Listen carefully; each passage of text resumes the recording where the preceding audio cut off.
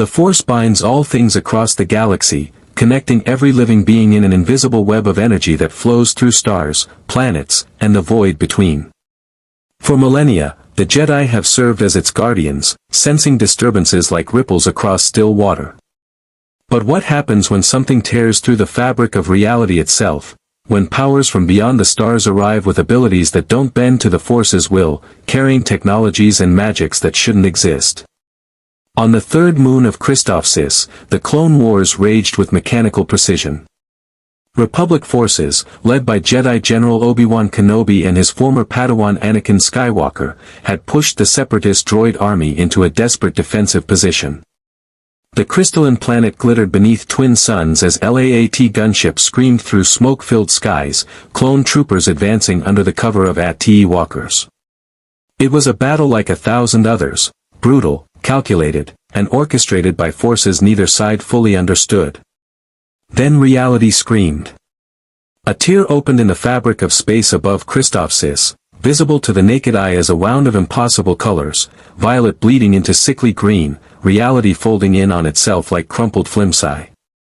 The dimensional rift pulsed with energy that made every force sensitive within a dozen star systems stagger, clutching their heads as something fundamentally wrong violated the natural order. The first thing to emerge was a ship. But calling it merely a ship was like calling a star destroyer a transport shuttle. The UNSC Infinity tore through the dimensional barrier with the inevitability of a geological event, its 5.7-kilometer hull eclipsing the Sun as it materialized in Christophsis orbit. Titanium A battleplate scarred from dozens of conflicts caught the light, MAC cannons along its spine radiating heat from the transit, Archer missile pods gleaming like the scales of some ancient predator. The vessel's profile was brutal and efficient, no elegant curves like a Venator-class star destroyer, just raw human engineering designed to kill Covenant warships and survive Forerunner weapons. On the Infinity's bridge, Master Chief Petty Officer John 117 stood motionless, his Mjolnir armor's heads-up display flooding with warnings. The 7-foot Spartan had fought his way across the galaxy, faced down the Covenant's holy crusade and the Flood's consuming hunger, but the reading scrolling across his visor made no sense. "Cortana, where are we?" His voice was calm, decades of combat training suppressing any hint of concern. The AI's avatar flickered to life on the holotank beside him, a woman constructed of light, her expression shifting through concern, curiosity, and excitement in the span of a second. "Unknown, Chief. And I mean that literally. Star charts don't match anything in UNSC records. Stellar drift patterns are wrong. Chemical composition of nearby nebulae is. Chief, we're not in our galaxy anymore." Captain Thomas Lasky gripped his command chair's armrest. "All stations report. Damage assessment. And someone tell me why every sensor on this ship is going haywire." Before anyone could answer, the second arrival occurred. 7 figures fell through the closing rift in freefall, plummeting toward Christophsis' atmosphere. Superman reacted first, his Kryptonian physiology adjusting to the different stellar radiation as he caught Wonder Woman mid-descent, her confused shout cut short by his intervention. The Flash vibrated his molecules, slowing his fall through air resistance manipulation. Hal Jordan's ring flared emerald, creating a construct platform that caught Batman, Cyclops, and Aquaman in a massive glowing hand. "What the hell just happened?" Cyclops demanded, his visor's ruby quartz glowing as he prepared for combat. 1 second we're responding to a dimensional anomaly in the watchtower, the next we're somewhere else. Batman's detective mind was already working, Cowl's sensors analyzing the unfamiliar ships engaging in battle below, the clone troopers' armor configuration, the distinct energy signatures of what his systems flagged as unknown weapon type, energy-based projectiles. Superman's enhanced hearing picked up radio chatter, military communications in a language his Kryptonian neural pathways somehow understood, references to Separatists and the Republic and General Kenobi. His X-ray vision scanned the massive ship that had appeared moments before, revealing technology that combined human innovation with something utterly alien integrated into its superstructure.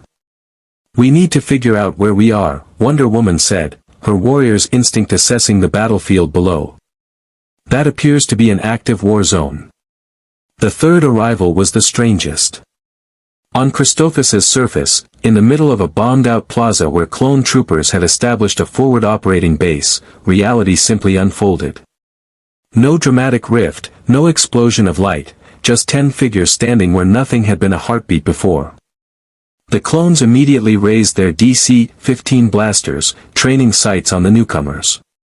At the center stood Rimuru Tempest in his humanoid form, deceptively youthful appearance, golden eyes that held ancient wisdom, a presence that made the air itself feel heavier. Around him, his inner circle materialized, Seal's consciousness merged with his own, Ranga in compressed form at his side, Diablo's elegant suit somehow immaculate despite dimensional travel, Cheyenne's imposing armored figure, Benimaru's hand already resting on his katana, Shuna's analytical gaze taking in their surroundings, Hakuru's elderly appearance belying deadly skill, Geld's massive frame, and Gobta looking around with wide-eyed confusion. Master Rimuru, Seal's voice spoke directly into his mind, dimensional coordinates do not match any known universe in our records. Local physics constants differ by 0.03%. Ambient magicule density is 97% lower than baseline. Detecting unknown energy field permeating all matter, analyzing. Rimuru held up a hand as the clone commander's voice barked through a helmet speaker. Unidentified combatants, identify yourselves immediately or we will open fire. Peace, Rimuru said in perfect galactic basic, his unique skill allowing instant language comprehension. We're not your enemy. We just arrived. Unexpectedly. On Christophas's orbital defense platform, Jedi Master Obi-Wan Kenobi pressed his hand against the viewport, his normally composed expression showing rare shock. The force churned with wrongness, 3 distinct disturbances, each radiating impossible signatures. The massive warship felt cold and empty in the force, as if crewed by ghosts. The 7 figures in atmosphere blazed with alien energies that weren't light or dark, just other. And the group on the surface, one of them radiated an aura that touched the dark side yet felt nothing like Sith corruption, power vast enough to make his lightsaber hilt tremble. Master Kenobi, Captain Rex's voice crackled over comms from the surface, we have unidentified hostiles in Plaza 7. They appeared out of nowhere. Orders. Obi-Wan activated his comlink. Do not engage. I repeat, do not engage.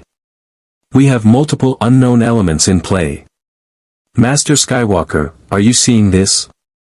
Anakin's voice came through, tight with barely controlled aggression. I see them, Master. And I feel them.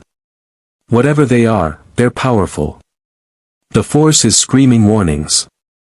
Across 3 separate points above and on Christophsis, 3 factions from 3 different universes tried to make sense of their situation. None yet realized they had 72 hours before the galaxy they'd stumbled into would be consumed by betrayal and darkness. None understood that the Supreme Chancellor of the Republic was a Sith Lord whose plans were centuries in the making. And none knew that their arrival had been detected by Darth Sidious himself, his yellow eyes narrowing in his Coruscant office as he felt the Force twist in ways even he couldn't predict. The convergence had begun. If you want to see more characters enter the Star Wars galaxy, hit that subscribe button and drop the name of a character you'd want to see in the comments below. May the Force be with you. On the Infinity's bridge, Cortana's avatar flickered as new data streamed in. Chief, I'm picking up communications from those ships. Military protocols, encrypted channels, and, wait. I'm translating. They're calling this system Christophsis. The larger faction identifies as the Galactic Republic. The attacking force is labeled Separatist Alliance. This is a war zone, and we just dropped right into the middle of it. Master Chief checked his MA-5D assault rifle's magazine, then locked eyes with Captain Lasky. Recommendations? We don't shoot first, Lasky said firmly. We don't know who the good guys are yet. But we also don't let anyone board this ship until we have answers. Agreed. Chief turned toward the viewport, watching as sleek Republic Venator-class star destroyers began altering course toward the Infinity, their weapons powered but not yet targeting. Cortana, open a channel. Let's find out what kind of war we just crashed. The Republic's response was immediate and overwhelming. Within minutes of the Infinity's arrival, 6 Venator-class star destroyers had repositioned into a loose encirclement pattern, their turbolaser batteries powered but not yet locked on target. V-19 Torrent starfighters and ARC-170s formed patrol screens, pilots confused by the massive vessel that dwarfed even their capital ships. On every Republic frequency, the same demand repeated: identify yourself, state your allegiance, and prepare to be boarded for inspection. Captain Lasky stood at the Infinity's command center, his jaw tight as tactical displays showed just how quickly they'd been surrounded. 17 capital ships within weapons range. Hundreds of fighters. Cortana, assessment. The AI's avatar materialized, her expression thoughtful. Their technology is energy-based, directed plasma weapons, no ballistic kinetics like our Mac rounds. Shields appear to be particle deflection fields, not the hard light barriers we're used to. In a straight fight, we'd win, but the collateral damage would be catastrophic. They don't know what a Mac cannon can do. Master Chief moved to Lasky's side, his motion sensors tracking every fighter that passed within a kilometer of the hull. We need information before we make decisions. Open communications. Cortana nodded. Channel open. You're talking to their flagship, the Negotiator, commanded by someone called Jedi General Obi-Wan Kenobi. The holotank shimmered, and a figure appeared, a bearded man in Jedi robes, his expression carefully neutral but his blue eyes sharp with intelligence. Obi-Wan Kenobi took in the Infinity's bridge with a quick scan, noting the armored super soldier, the military uniforms, the technology that looked both familiar and utterly alien. I am Jedi Master Obi-Wan Kenobi of the Galactic Republic, he said, his diplomatic tone masking the tension beneath. Your vessel appeared through an unidentified spatial anomaly. In the interest of avoiding unnecessary conflict, I request you identify your ship, your allegiance, and your intentions in Republic space. Lasky stepped forward. Captain Thomas Lasky, UNSC Infinity. United Nations Space Command. We didn't choose to be here, General. Whatever brought us through that rift wasn't under our control. He paused, choosing his words carefully. We're not part of your war. We don't even know what your war is about. Obi-Wan's eyes narrowed slightly. UNSC. I've never heard of such an organization. Your ship's design is unlike anything in Republic or Separatist arsenals. And your companion. His gaze shifted to Master Chief. The Force feels strange around him. Almost absent, as if he's wrapped in something that shields him from it. The Force? Chief's voice was flat, professional. Explain. Before Obi-Wan could respond, another voice cut through the channel, younger, more aggressive. Master, I'm reading 7 heat signatures descending toward the Negotiator. They're not in ships. They're just flying. The holotank split, showing Anakin Skywalker's scarred face. The young Jedi Knight's expression was suspicious, one hand already moving toward his lightsaber. We've got incoming unknowns. Masters, they're not using jetpacks or gliders. They're defying gravity. Superman descended first, his red cape billowing as he stopped precisely 10 meters from the Negotiator's hangar bay entrance, arms crossed in a deliberately non-threatening posture. Behind him, Wonder Woman touched down with warrior grace, her hand resting on the lasso of truth at her hip. Hal Jordan's ring construct formed a platform for the others, Batman's cape settling around him like shadows, Cyclops' visor glowing ruby red, Flash vibrating slightly with barely contained energy, Aquaman gripping his trident with the ease of centuries. Clone troopers filled the hangar, every DC-15 blaster raised and aimed. AT-RT walkers pivoted, their weapons tracking the newcomers. And at the center, Anakin Skywalker stood with his lightsaber ignited, its blue blade humming with barely leashed aggression. Identify yourselves, Anakin demanded. Now. Superman's enhanced hearing caught the elevated heart rates, the tension in trigger fingers, the whispered calm chatter debating whether to fire. He raised both hands slowly, palms out. We're not here to fight. My name is Kal-El, though most know me as Superman. We're from another universe, pulled here by the same anomaly that brought that ship. He gestured toward the Infinity, visible through the hangar's atmospheric shield. We want the same thing you do, answers. Anakin didn't lower his weapon. The Force is. I can't read you. Any of you. It's like you're not even there. That's not possible unless you're. He stopped himself, but the implication hung in the air. Sith could shield themselves from Force detection.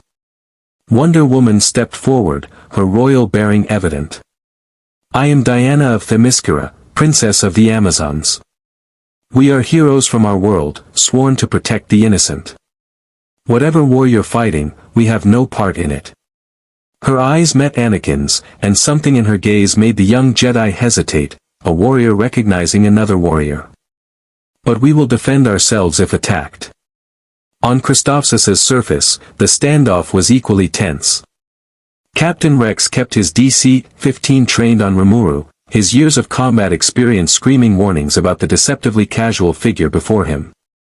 The clones had formed a defensive perimeter, but Rex noticed something unsettling. None of the newcomers looked concerned. The massive Oni woman in armor seemed almost bored. The elderly swordsman with white hair hadn't moved, but Rex had the distinct impression he could cut through their entire squad before anyone pulled a trigger. And the one in the center, the blue-haired humanoid with golden eyes, radiated power that made Rex's instincts scream danger even as the figure smiled pleasantly. I'm Rimuru Tempest, the being said, his voice friendly but carrying undercurrents of something vast. Leader of the Jura Tempest Federation. My companions and I were conducting diplomatic relations in our universe when something pulled us here. We mean you no harm. Jura Tempest Federation, Rex repeated, his helmet's HUD finding no matches in Republic databases. Never heard of it. And you appeared right in the middle of an active war zone wearing what looks like combat gear. You understand why that makes us nervous. Diablo chuckled, a sound like silk over razors. Nervous. How delightful. It's been some time since anyone felt that particular emotion in our presence. Diablo, Rimuru said without heat, and the demon immediately fell silent. Rimuru turned his attention back to Rex. Look, I get it. Unknown contacts, strange energy signatures, appearing out of nowhere. But I'm sensing a much bigger problem here. His eyes unfocused slightly as Seal fed him analysis.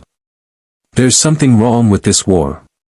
The energy patterns don't match a natural conflict. This feels orchestrated. Rex's finger tensed on the trigger. What are you talking about? Before Rimuru could answer, Obi-Wan Kenobi's voice came through Rex's calm, Captain, stand down. Do not engage the unknowns. I repeat, do not engage. We have multiple situations developing simultaneously, and I need all units to maintain defensive postures only. Back on the negotiator, Obi-Wan was managing 3 simultaneous crises while trying to project diplomatic calm. The massive UNSC warship that could probably destroy his entire fleet, the 7 impossibly powerful beings in his hangar bay, and now reports of yet another group on the surface, all appearing within minutes of each other through the same reality-tearing anomaly. The Force churned with warnings, but for once, Obi-Wan couldn't tell if the danger came from these newcomers or from something else entirely. Master Kenobi, Batman's voice cut through the tension in the hangar, his detective's mind already working through the evidence.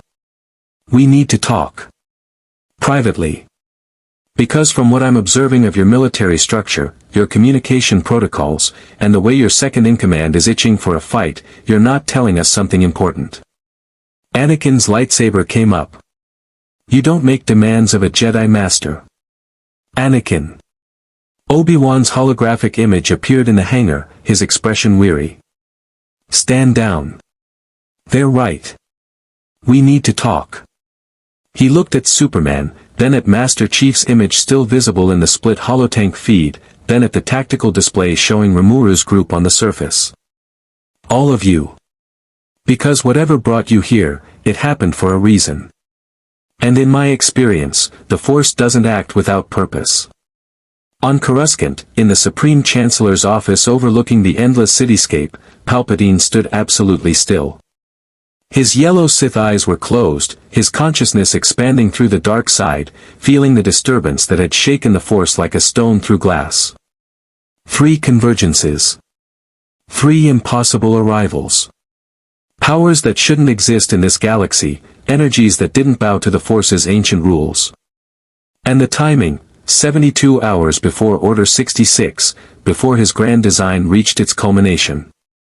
Coincidence? Palpatine had long ago stopped believing in coincidence. His hand moved to his private comm channel, the one that connected directly to Count Dooku. Lord Tyrannus. We have a complication on Christophsis. Multiple unknown elements have appeared. I want full intelligence reports within the hour. And accelerate the timeline for the Citadel operation. If these newcomers prove troublesome, we may need to adjust our schedule. Dooku's cultured voice responded. As you command, my master. Shall I investigate personally? Not yet. First, let's see how the Jedi handle unexpected variables. Their response will tell us much. Palpatine opened his eyes, and they were once again the kindly blue of a concerned chancellor. But be ready. I have a feeling our new guests will require special attention. The holotank on the Infinity showed all 3 groups now, Master Chief's crew surrounded by Republic ships, the Justice League in tense negotiation on the Negotiator, and Rimuru's circle maintaining their casual defensive posture on Christophsis. 3 universes colliding at the worst possible moment in galactic history. Cortana's avatar appeared beside Chief, her expression troubled. Chief, I've been analyzing their communications. This war, the Clone Wars, they call it, has been going on for 3 years. Republic versus Separatists. But something's wrong with the data patterns. Combat deployments are inefficient, political decisions are contradictory, and there are encrypted channels I can't crack running through everything. It's like someone's pulling strings behind both sides.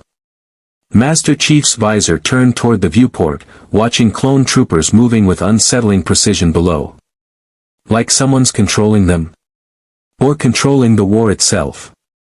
In the hangar bay, Batman's cowl sensors had reached the same conclusion through different evidence. The clone troopers' armor bore identical markings, their movements synchronized beyond normal military discipline. The Jedi's weapons, lightsabers, his database now informed him, were elegant but archaic compared to the blasters surrounding them. And most telling, the political structure Obi-Wan had mentioned, a republic led by a supreme chancellor, fighting a war against corporate-backed separatists. It felt wrong. All of it felt wrong. Superman's superhearing picked up Obi-Wan's whispered conversation with Anakin, catching fragments. Council will want to interrogate, could be Sith deception, the Force is screaming warnings. The Kryptonian's eyes glowed briefly with X-ray vision, scanning the Jedi Master's physiology. Human, mostly, but something else flowed through his cells, an energy that permeated everything in this universe, binding matter and consciousness in ways Superman's Kryptonian science education couldn't explain. On the surface, Rimuru had reached the same conclusion through Seal's analysis. This force they keep mentioning, it's not magic in the traditional sense. It's a fundamental field woven into the universe's structure.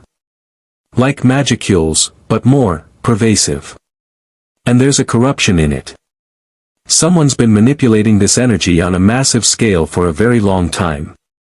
Benimaru's hand tightened on his katana. Master Rimuru, should we be concerned? Concerned? Yes.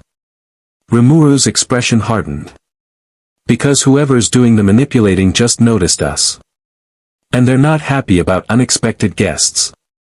The 3 factions stood at the precipice of understanding, each approaching the same horrifying truth from different angles. They had arrived in a galaxy where a war was merely theater, where soldiers fought and died for a lie, and where the true enemy wore the face of an ally. But they didn't know who. Not yet. And Darth Sidious intended to keep it that way. The Jedi Council convened an emergency session within the hour, the circular chamber atop Coruscant's temple filled with holographic projections from across the galaxy. Yoda sat in his customary seat, his ancient eyes troubled as he listened to Obi-Wan's report. Mace Windu stood with arms crossed, his expression carved from stone. Ki-Adi-Mundi, Plo Koon, and a dozen other masters flickered in the blue light of holocom transmissions, their attention focused on the impossible situation developing on Christophsis. 3 separate incursions, Mace Windu said, his deep voice resonant with concern. A warship larger than anything in the Republic fleet. 7 beings who can defy gravity without technology. And a group radiating dark side energy yet claiming peaceful intentions. He turned to Obi-Wan's projection. Master Kenobi, what does the Force tell you? Obi-Wan stroked his beard, choosing his words carefully. Confusion, Master Windu. The Force is unclear. These newcomers don't register normally. The armored warrior, this Master Chief, feels almost absent, as if something shields him. The 7 in our hangar carry energies that are neither light nor dark, just fundamentally other. And the group on the surface, he paused. One of them radiates power that touches the dark side, yet I sense no malice. No corruption. It's as if the Force itself can't decide what they are. Yoda's ears drooped. Troubling, this is. A disturbance in the Force, we all felt. 3 arrivals, simultaneous they were. Coincidence, I think not. On the Infinity's bridge, Master Chief stood beside a holographic tactical display while Cortana interfaced directly with the ship's systems, her processing power dedicated to cracking the encryption on Republic military channels. What she'd found in the last 30 minutes had painted a disturbing picture. Chief, you need to see this. Cortana's avatar highlighted data streams across multiple displays. I've been analyzing their clone troopers, the soldiers in identical armor. They're not volunteers. They're grown. Artificially aged, programmed with military knowledge, deployed by the millions. And there's something else buried in their neural architecture. Behavioral chips, hardwired into their brain stems. Captain Lasky leaned forward. Behavioral chips. For what purpose? That's the problem. The chips are encrypted with code I can't break, yet. But the architecture is familiar. It's designed for instant execution of pre-programmed commands, bypassing conscious thought entirely. Cortana's expression darkened. Chief, this is Spartan conditioning taken to an extreme. These clones can be switched like machines. Someone built a kill switch into an entire army. Master Chief's hands tightened imperceptibly. He'd grown up in the Spartan 2 program, seen what military programming could do to children. The UNSC's methods had been brutal, but they'd never gone this far. Who controls the switch? That's what I'm trying to find out. But whoever it is has access to Republic military protocols at the highest level. This isn't rogue programming.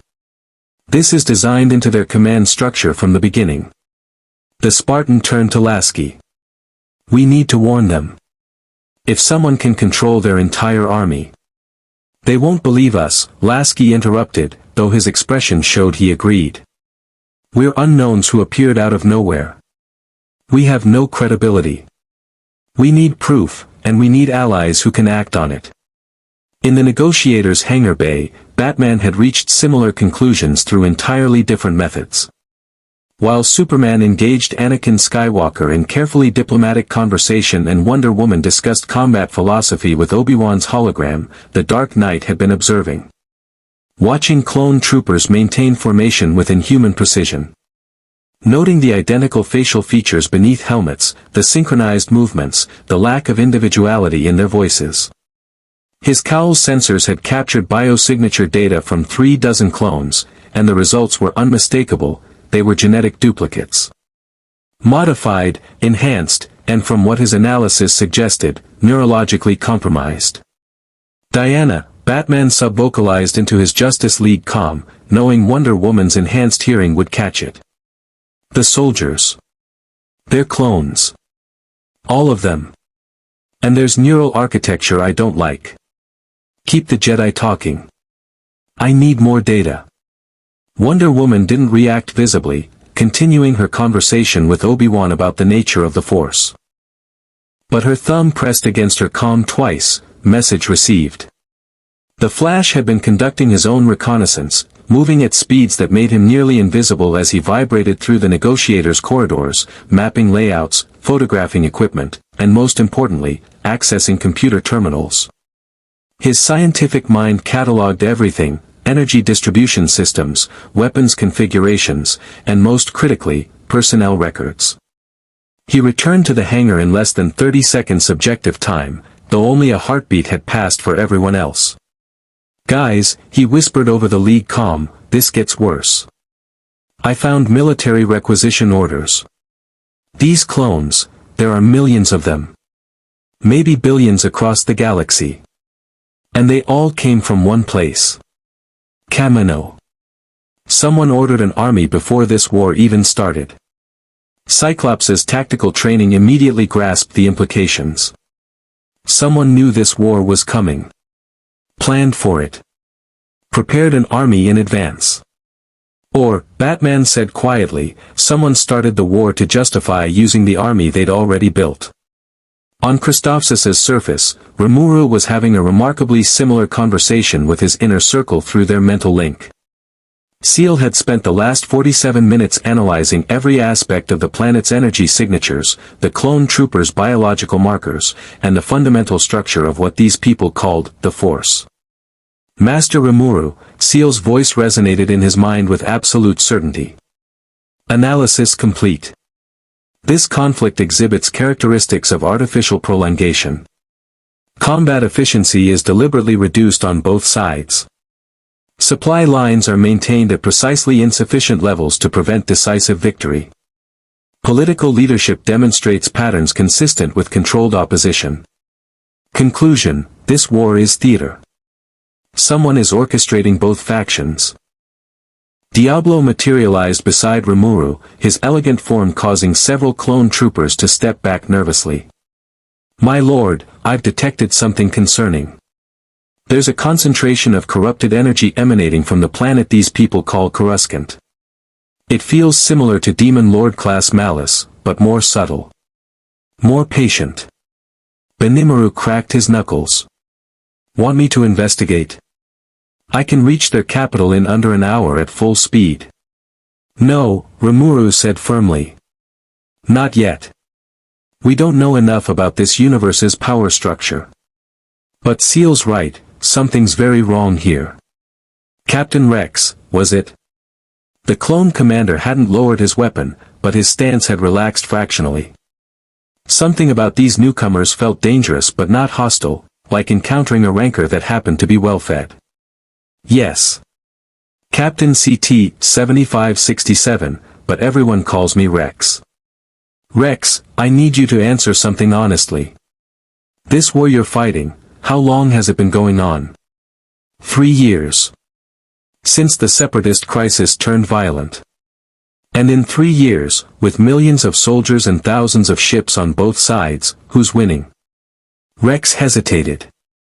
It was a question he'd asked himself during long nights between battles, watching brothers die for objectives that seemed to shift with every campaign.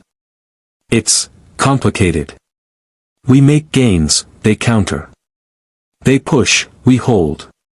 The front lines move but never break completely." "Exactly."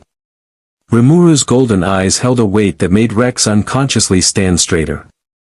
"A war that never ends. That's not military conflict, that's orchestration. Someone benefits from both sides staying locked in stalemate. We need to find out who." Aboard the negotiator, Obi-Wan had finally agreed to a face-to-face meeting with the newcomers in one of the ship's conference rooms. Superman sat at the table's head, his imposing presence softened by deliberate body language. Wonder Woman stood behind him, a silent guardian. Batman occupied the shadows in the corner, already accessing the room's computer terminal through a hardline connection. The Flash vibrated slightly, his speed-force connection making him appear blurred. Cyclops kept his visor trained on the door, tactical assessment running constantly. Hal Jordan's ring scanned everything, feeding data to the Green Lantern Corps' archives, or trying to, before realizing the connection to OA had been severed by dimensional barriers. Aquaman stood by the viewport, looking distinctly uncomfortable this far from any ocean. Anakin entered first, his hand resting on his lightsaber hilt, followed by Obi-Wan and Captain Rex. The Jedi Master took in the assembled heroes with a diplomat's eye, noting power dynamics, threat levels, and most importantly, the complete absence of deception in Superman's expression. "Let's establish some ground rules," Obi-Wan began, settling into a chair. "You claim to be from another universe. Our sensors confirm the spatial anomaly that brought you here was real and beyond any technology we possess. The Force itself reacted to your arrival, every Jedi in the sector felt it. So I'm willing to accept you're not Separatist agents or Sith tricks. But that leaves the question, why are you here?" "We don't know," Superman said honestly. "One moment we were investigating a dimensional disturbance near our Earth. The next, we were falling through your atmosphere. But General Kenobi, in the time since we arrived, we've observed some things that trouble us." Anakin's eyes narrowed. "What things?" Batman stepped from the shadows, causing both Jedi to tense. "Your clone army. They're not conscripts or volunteers. They're manufactured soldiers with neural programming. We've seen this before, organic beings turned into weapons through technological control. And from what we can determine, someone built behavioral modification chips directly into their brains." The room went silent. Rex's helmet turned sharply toward Batman, and through the Force, Obi-Wan felt the clone captain's spike of confusion and denial. Anakin's hand had moved to his lightsaber, but his expression showed more shock than aggression. That's not possible," Obi-Wan said, but his voice lacked conviction. "The Kaminoans created the clone army for the Republic. Jedi Master Sidious commissioned them before his death. They're loyal soldiers, not programmed machines." "Are you certain?"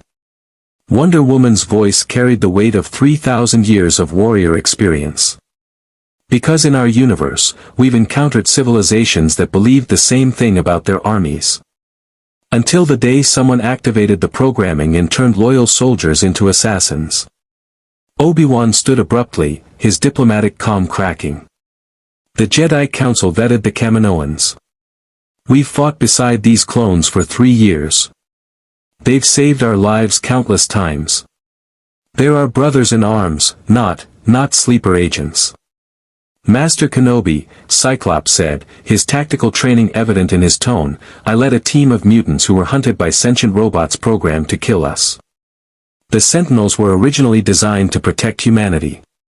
Someone changed the programming. We didn't discover it until they'd already slaughtered thousands. I'm not saying your clones are compromised. I'm saying you need to verify they're not." Rex removed his helmet, revealing a face carved from the same template as millions of brothers across the galaxy. His expression was raw, caught between loyalty and doubt. "General Kenobi, I've served under you since Geonosis. I've followed your orders without question. But," he looked at Batman, "how would we even check? We don't have the medical equipment to scan that deep into neural tissue." "We do," Cortana's voice said from a portable holoprojector Batman had connected to the room's systems. The AI's avatar appeared, causing both Jedi to start in surprise. "UNSC medical technology is designed to monitor Spartan augmentations. If these chips exist, I can find them. But I'll need a volunteer." The door opened, and Master Chief entered, his Mjolnir armor's bulk filling the doorframe. Every weapon in the room immediately tracked toward him before the Jedi signaled stand down. The Spartan moved with controlled grace to stand beside Superman, his visor sweeping the room in tactical assessment. "I'll volunteer," Rex said immediately. "If there's something in my head that compromises my brothers, I need to know." Obi-Wan looked at his captain, then at the assembled newcomers. The Force whispered warnings, but for once, he couldn't tell if the danger lay in trusting these strangers or in ignoring their warning. Very well. But this examination happens on the negotiator, under Jedi supervision. And if you're wrong, if this is some elaborate trick. If we're wrong, you can space us, Batman said flatly. But we're not wrong. Someone's built a trap into your army, and based on the war's strategic patterns, we think that same someone has been manipulating this entire conflict from the beginning. On Coruscant, in the Supreme Chancellor's office, Palpatine's pleasant expression had frozen into something colder. Through the dark side, he'd felt the disturbance, the Jedi's sudden spike of suspicion, the newcomer's interference, the investigation beginning on Christophas. Lord Tyrannus, he said into his secure calm, his voice devoid of warmth. Change of plans. The timeline accelerates. Order 66 will execute in 48 hours, not 72. Begin preparations immediately. Master, that doesn't give us time to properly position. The time for caution is over. We have variables in play that could unravel everything. Better to strike while they're still confused than wait for them to organize opposition. Palpatine's yellow eyes reflected the city lights below. And Tyrannus? The newcomers on Christophsis. I want full intelligence. Powers, weaknesses, motivations. If they prove useful, we recruit them. If not, they die, my master. Precisely. The trap was closing, but the prey had become aware. Across 3 separate locations, 3 groups of newcomers were assembling the same horrifying picture, a war designed to never end, an army with a kill switch embedded in every soldier's brain, and a conspiracy that reached the highest levels of galactic government. They had 48 hours to stop it. None of them knew how little time remained. The medical bay aboard the negotiator had been hastily cleared, clone medics ushered out under Obi-Wan's direct orders. Only essential personnel remained, Rex lying on the examination table, Obi-Wan and Anakin standing guard with hands near their lightsabers, Master Chief positioned at the door with his assault rifle mag locked to his back, and Cortana's avatar projected from a portable holo-emitter connected to UNSC medical scanning equipment that Batman had transported from the Infinity via a Justice League supply run. Superman stood outside in the corridor, his X-ray vision and superhearing monitoring everything while maintaining a non-threatening distance. The Kryptonian had learned that his presence made the Jedi nervous, something about his alien physiology disrupted their force senses in uncomfortable ways. This scanner operates on principles your medical technology doesn't use, Cortana explained as golden light swept across Rex's skull. UNSC neurological imaging was designed to monitor Spartan augmentations, cybernetic implants, neural lace connections, cognitive enhancement markers. If there's foreign technology in Captain Rex's brain, I'll find it. Rex stared at the ceiling, his jaw tight. I've had brothers die in my arms, AI. Clones who gave everything for the Republic.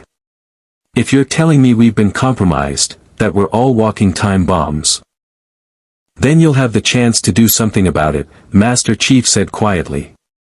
The Spartan's voice carried weight that made even Anakin pause. I was raised in a program that turned children into weapons. Conditioned, augmented, trained to follow orders without question. But we always had a choice. The question is whether you still have yours. The scanner beeped. Cortana's expression shifted from analytical to horrified. Oh no, she whispered. Chief, it's worse than we thought. The holographic display shifted, showing a 3-dimensional rendering of Rex's brain. And there, embedded in the superior frontal gyrus, was a foreign object, a biochip no larger than a grain of sand, its filaments extending into neural tissue like roots into soil. Obi-Wan stepped forward, his face draining of color. That's actually there.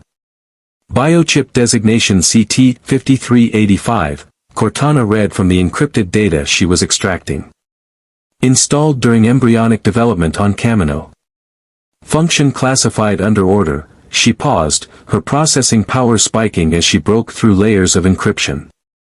Chief, there are protocols. Dozens of them. Contingency orders programmed into every clone's neural architecture. What kind of orders? Anakin demanded, his mechanical hand clenching into a fist. Cortana's avatar looked up, and for the first time since her creation, the AI seemed genuinely shaken. Order 65, remove the Supreme Chancellor. Order 37, mass arrest of civilian leadership. Order 66, she stopped, her voice dropping. In the event of Jedi officers acting against the interests of the Republic, all clone commanders are to execute their Jedi officers immediately. The silence in the medical bay was absolute. Rex sat up slowly, his hands trembling. Execute our Jedi officers. Execute our generals. Our friends. His voice broke. How many? How many clones have these chips? According to the manufacturing records I'm accessing, all of them. Every clone in the Grand Army of the Republic. 3 million soldiers, all carrying kill switches. Cortana's anger was palpable. Someone commissioned an army designed to murder the Jedi Order on command. Anakin's lightsaber ignited before anyone could stop him, the blue blade humming with fury. Who? Who gave these orders? Who's controlling? Anakin, stop. Obi-Wan's hand caught his former Padawan's wrist. Control yourself. Anger won't give us answers. But Anakin's yellow-tinged eyes showed how close to the edge he was. Master Chief recognized that look. He'd seen it in Spartans pushed past their breaking point, in Marines who'd watched too many friends die. The young Jedi was on the verge of something dark. The Order protocols are encrypted with Chancellor-level access codes, Cortana continued, pulling Anakin's attention back. Only the Supreme Chancellor or someone with equivalent authority could activate them. But the system was built into the clones before the war even started, which means someone knew. Obi-Wan finished, his diplomatic mask shattering completely. Someone knew there would be a war. Knew the Jedi would become generals. Knew we'd lead clone armies into battle. And they built in a way to kill us all. His hand found his comlink. I need to contact the Council immediately. Master Yoda, Master Windu. Wait. Batman's voice came through the comm system, the Dark Knight having remained on the Infinity to coordinate with Cortana.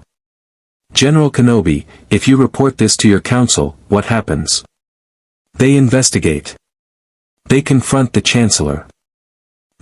Obi-Wan stopped, understanding flooding his expression. They alert whoever controls the activation codes. Exactly. You have an army of 3 million soldiers, all carrying kill switches. If the person controlling those switches realizes you know, they'll activate Order 66 immediately.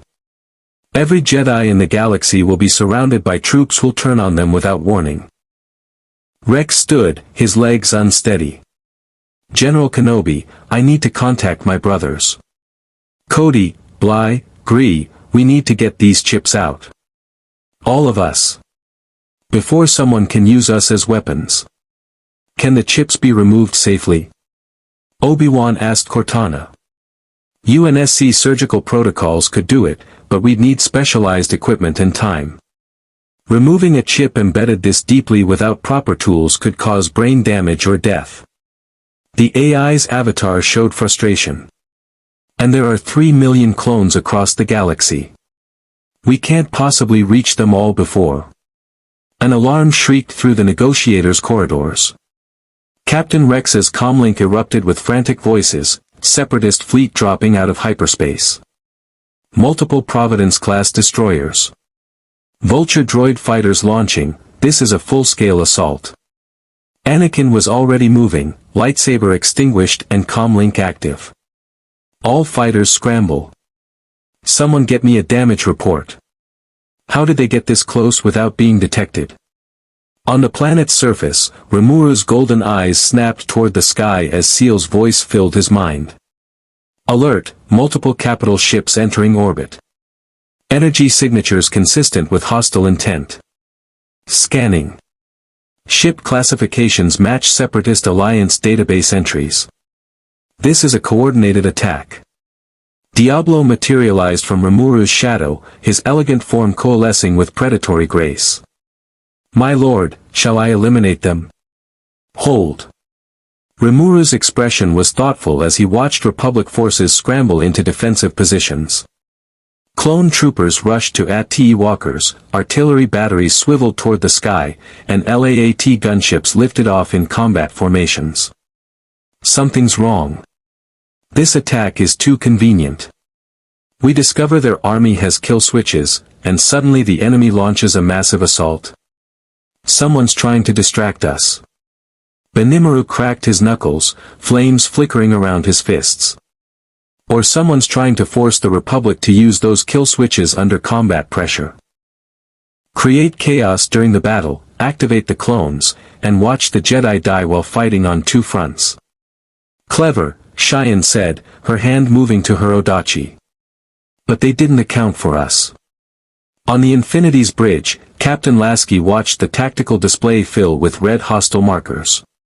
8 Providence-class destroyers, dozens of Munificent-class frigates, and swarms of Vulture droids. The Separatist fleet had emerged from hyperspace in a coordinated attack pattern, and they were broadcasting a simple message on all frequencies: surrender the unknown vessels and we will spare Christophsis. Resist, and we will reduce the planet to ash. They want us, Lasky said, his jaw tight. They're using this planet as leverage. Master Chief's helmet turned toward the viewport, watching V-Wing fighters engage droid starfighters in desperate dogfights. Can we fight them? Our Mac guns could punch through their shields in one shot, Cortana confirmed. But we're in orbit over a populated planet. Any missed shot that enters atmosphere could kill millions. And we don't have enough Archer missiles to handle those fighter swarms without collateral damage. Then we don't miss.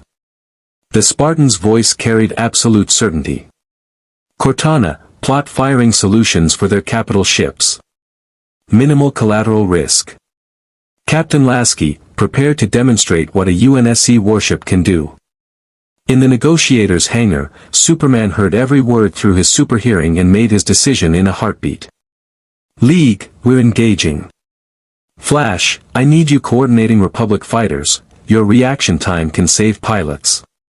Wonder Woman, their capital ships have external weapons batteries, disable them. Aquaman, sorry, but you're with Batman coordinating ground defense. Hal, you're with me. Cyclops, target their fighters. We end this fast. Superman, wait, Obi-Wan's holographic image appeared, but the Kryptonian was already gone, accelerating to combat speed that turned him into a red and blue streak across the stars. Hal Jordan's ring flared emerald as he formed a massive construct, a Green Lantern symbol spanning 100 meters. In brightest day, in blackest night, he began, his voice carrying across comm channels as he flew into the battle. No evil shall escape my sight. Let those who worship evil's might, beware my power, Green Lantern's light. The Emerald Warrior created construct cannons that opened fire on Vulture droids, each blast precisely calculated to avoid Republic fighters. His ring's AI was already adapting to Star Wars technology, learning shield frequencies and targeting protocols. Superman reached the first Providence-class destroyer at a speed that generated sonic booms in the thin upper atmosphere. He pulled his punch. These were ships crewed by droids, not living beings, but he still had to be careful about debris. His fist connected with the destroyer's bridge tower, and 3,000 tons of Durasteel crumpled like aluminum foil. The massive ship listed, its systems failing, and began falling toward the planet in a controlled descent that Superman guided with heat vision cuts to the engines. Target neutralized, he reported, already accelerating toward the second destroyer. But there's something wrong. These ships, there's no one alive aboard them. They're completely automated. Batman's voice came through the League comm, they're separatist droid ships. The enemy uses artificial intelligence for everything, soldiers, pilots, crew. No organic casualties. That's a military advantage, Cyclops observed, his optic blasts lancing through 3 Vulture droids in one sweeping arc, no morale issues. No concern for casualties. Just keep manufacturing more. And deeply disturbing, Wonder Woman added as she tore through a Munificent-class frigate's point defense cannons with her bare hands, moving too fast for the automated targeting systems to track. War without warriors. Death without honor. This galaxy has lost something vital. The Infinity's Mach gun spoke with the voice of gods. The first round, a 3,000-ton tungsten slug accelerated to 4% of light speed, crossed the distance to a Providence-class destroyer in less than a second. The hypervelocity projectile punched through shields that were designed to deflect energy weapons, passed through 400 meters of warship from bow to stern, and exited in a spray of molten metal and shattered droids. The destroyer broke in half, its reactor containment failing in a brilliant blue-white explosion that briefly rivaled the system's sun. Target destroyed, Cortana reported with satisfaction. Adjusting firing solution for Target 2. Chief, these shields are optimized for turbolasers and ion cannons. They're not designed to stop kinetic impactors. We have total advantage. Then let's use it, Lasky ordered. All Mach guns, fire at will. Let's show this galaxy what human engineering looks like. On Coruscant, Count Dooku watched the battle through a secure holofeed, his elegant features showing no emotion as Superman destroyed his third capital ship and the Infinity reduced another to debris. The Sith Lord's curved lightsaber hilt hung at his belt, his hands clasped behind his back. Interesting, he murmured. Lord Sidious, your assessment. Palpatine's hologram flickered beside him, the Supreme Chancellor's kindly face showing grandfatherly concern. But his voice carried dark satisfaction. Interesting indeed, my apprentice. These newcomers have power, raw, overwhelming power. But power without understanding. They fight to defend, not to conquer. They're heroes. He spoke the word like a curse. And heroes are predictable.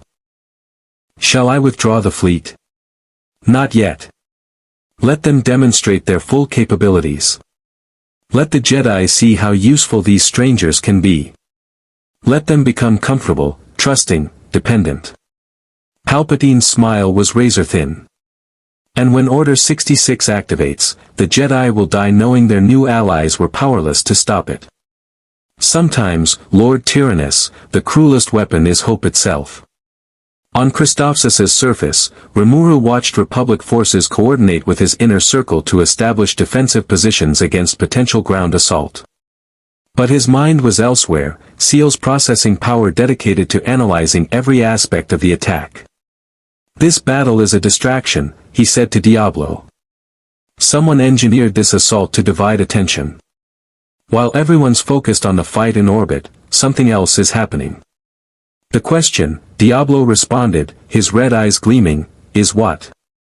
In the negotiator's medical bay, Obi-Wan Kenobi stood over Rex's motionless form, the clone captain sedated while Cortana's remote surgical drones worked to extract the biochip.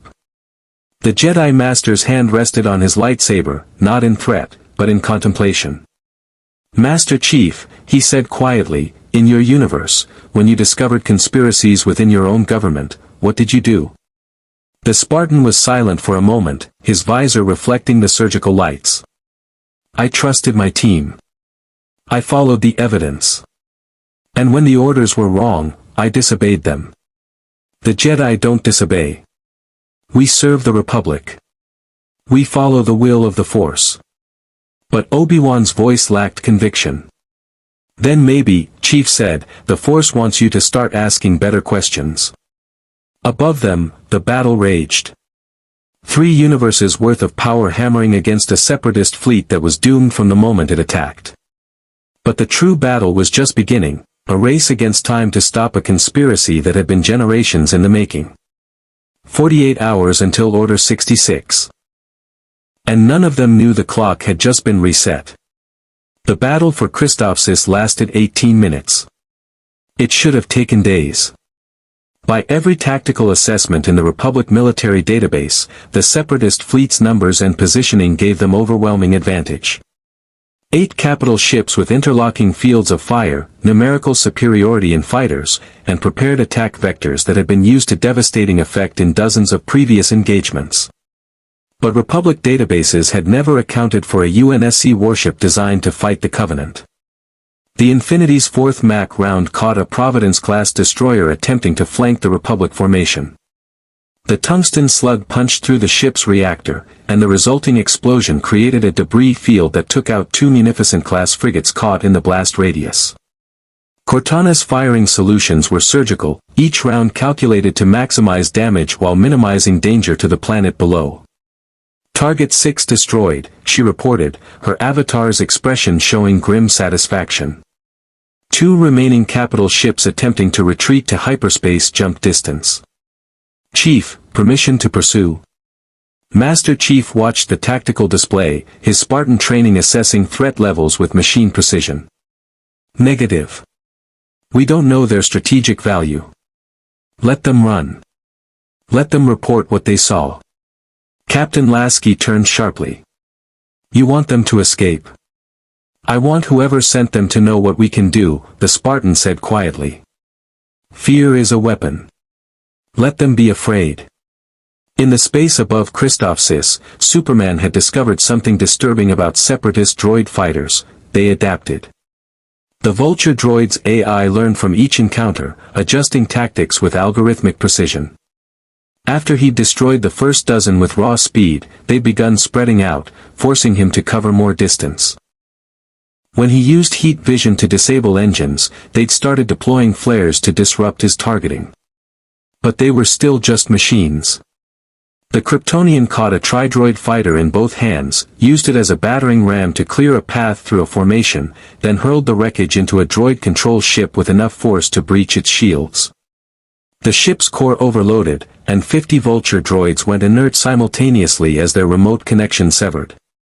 Control ships, Superman said over the Justice League comm, they're coordinating the fighters remotely. Take out the control ships, the droid fighters die. On it, Hal Jordan responded, his ring construct forming a massive emerald hammer that smashed through a Recusant-class destroyer's bridge. The Green Lantern's willpower blazed like a star, his constructs adapting to every attack pattern the droids deployed. This universe doesn't have Green Lanterns. These droids have no idea what they're fighting.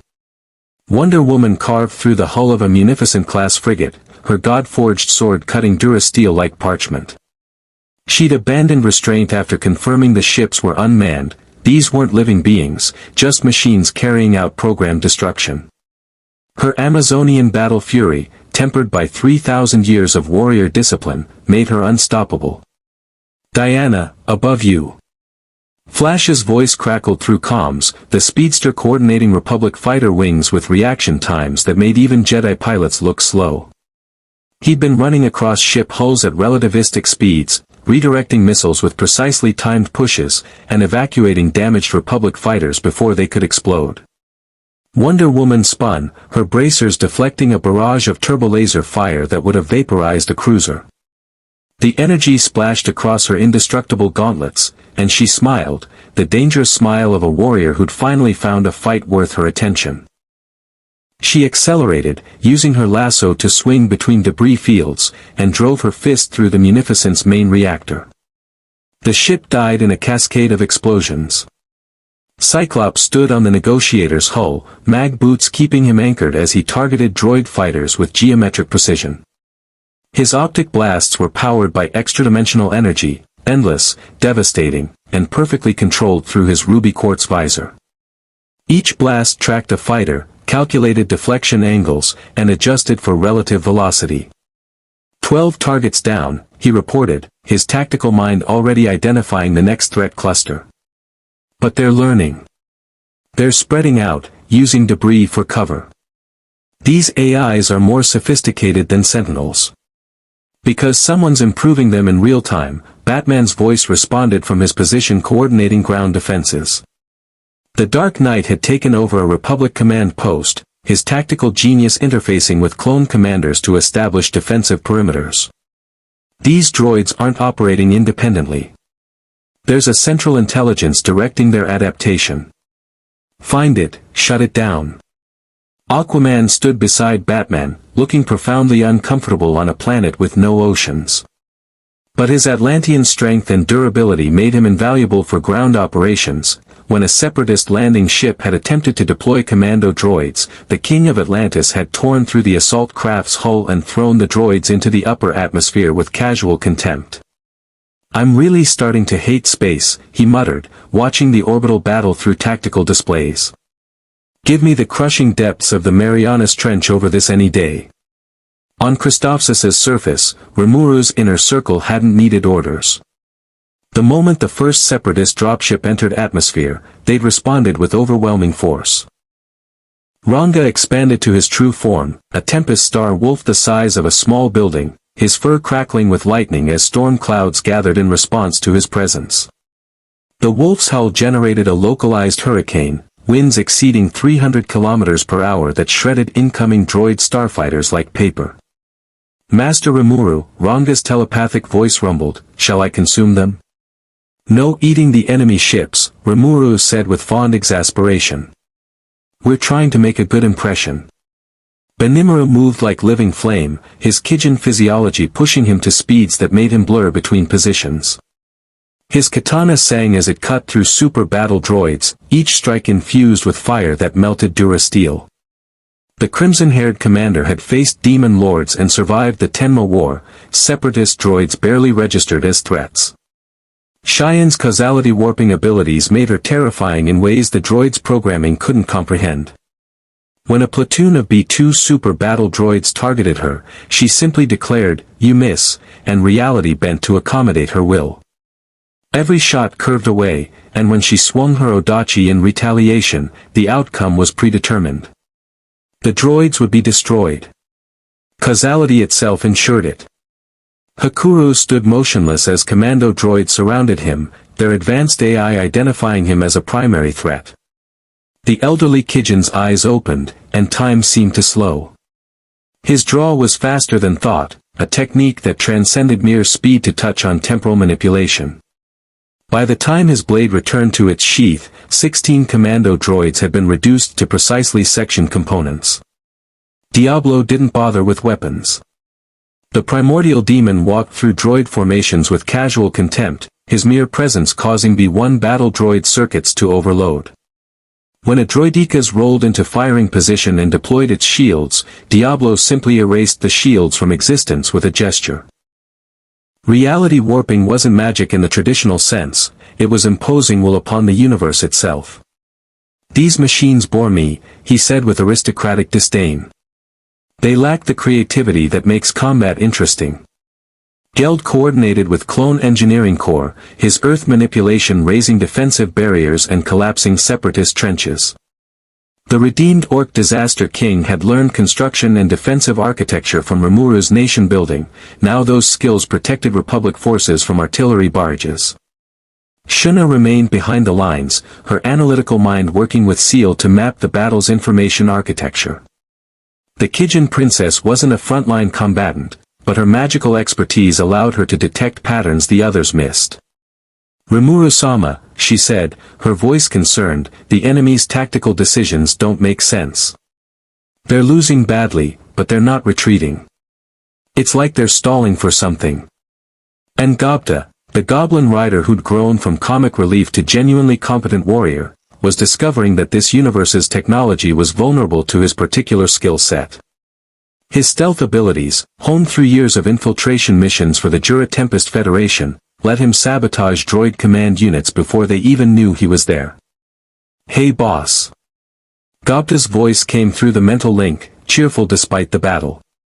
"These droid things have a central antenna thingy. If I break it, they all get dumber. Should I break more antenna thingies?" "Yes, Gobta," Rimuru said patiently. "Break the antenna thingies." The separatist fleet broke. The two surviving Providence-class destroyers activated their hyperdrives and vanished in streaks of pseudo-motion, abandoning their smaller vessels to certain destruction. The remaining droid fighters, cut off from their control ships, went inert and drifted as expensive debris. Victory had taken 18 minutes. On the negotiator's bridge, Anakin Skywalker stood in stunned silence, watching the tactical display clear of hostile markers. He'd fought in the Clone Wars since Geonosis, seen battles that lasted days, victories that cost thousands of lives. He'd never seen anything like this. They just won, he said, his voice carrying disbelief. That fleet should have taken hours to defeat. We should have lost ships. We should have. They're from universes where wars are won, not managed, Obi-Wan said quietly, joining his former Padawan. The Jedi Master's expression was troubled. Anakin, did you see how they fought? No hesitation. No political considerations. No concern for collateral damage to droid assets. They identified threats and eliminated them with absolute efficiency. That's what war is supposed to be, Anakin argued. We're supposed to win. Are we? Obi-Wan stroked his beard.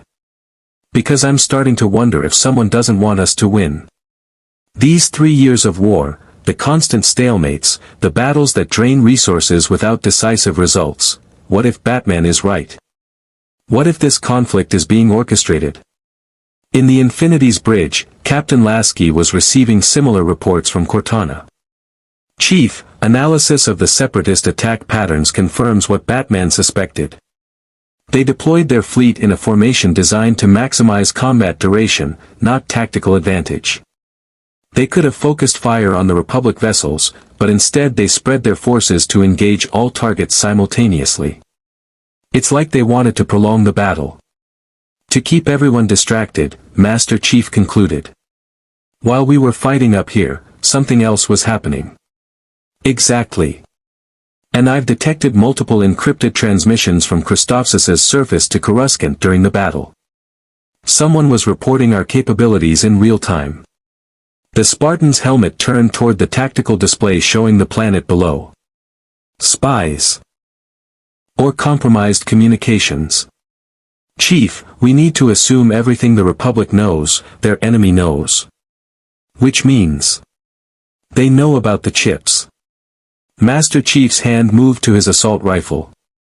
They know we found them. And if they're smart, they'll accelerate whatever they're planning. On Coruscant, in a secure conference room far below the Senate building, Count Dooku faced his master's hologram. The battle's results had been transmitted in real time, footage of Superman destroying capital ships with his bare hands, the Infinity's devastating Mach rounds, Rimuru's circle obliterating droid formations with casual ease. Troubling, Palpatine said, his voice devoid of his public warmth. Very troubling. These newcomers possess power that rivals Jedi Masters, yet they're not bound by the Jedi's limitations. They kill without hesitation when necessary. They show no mercy to droids because they recognize them as mere machines. And worst of all, they're asking dangerous questions. The chips have been discovered on at least one clone, Dooku reported. The AI, Cortana, extracted full specifications. They know about Order 66. But they don't know who controls it. Not yet. Palpatine's eyes narrowed. How quickly can we accelerate the timeline? 24 hours, Master. I can have Grievous launch simultaneous assaults across the Outer Rim, force the Jedi to disperse. Order 66 can activate during the chaos. Even if these newcomers intervene, they cannot be everywhere at once. Arrange it. But Lord Tyrannus, I want intelligence on the newcomers' weaknesses. The Kryptonians' vulnerability to certain radiation frequencies.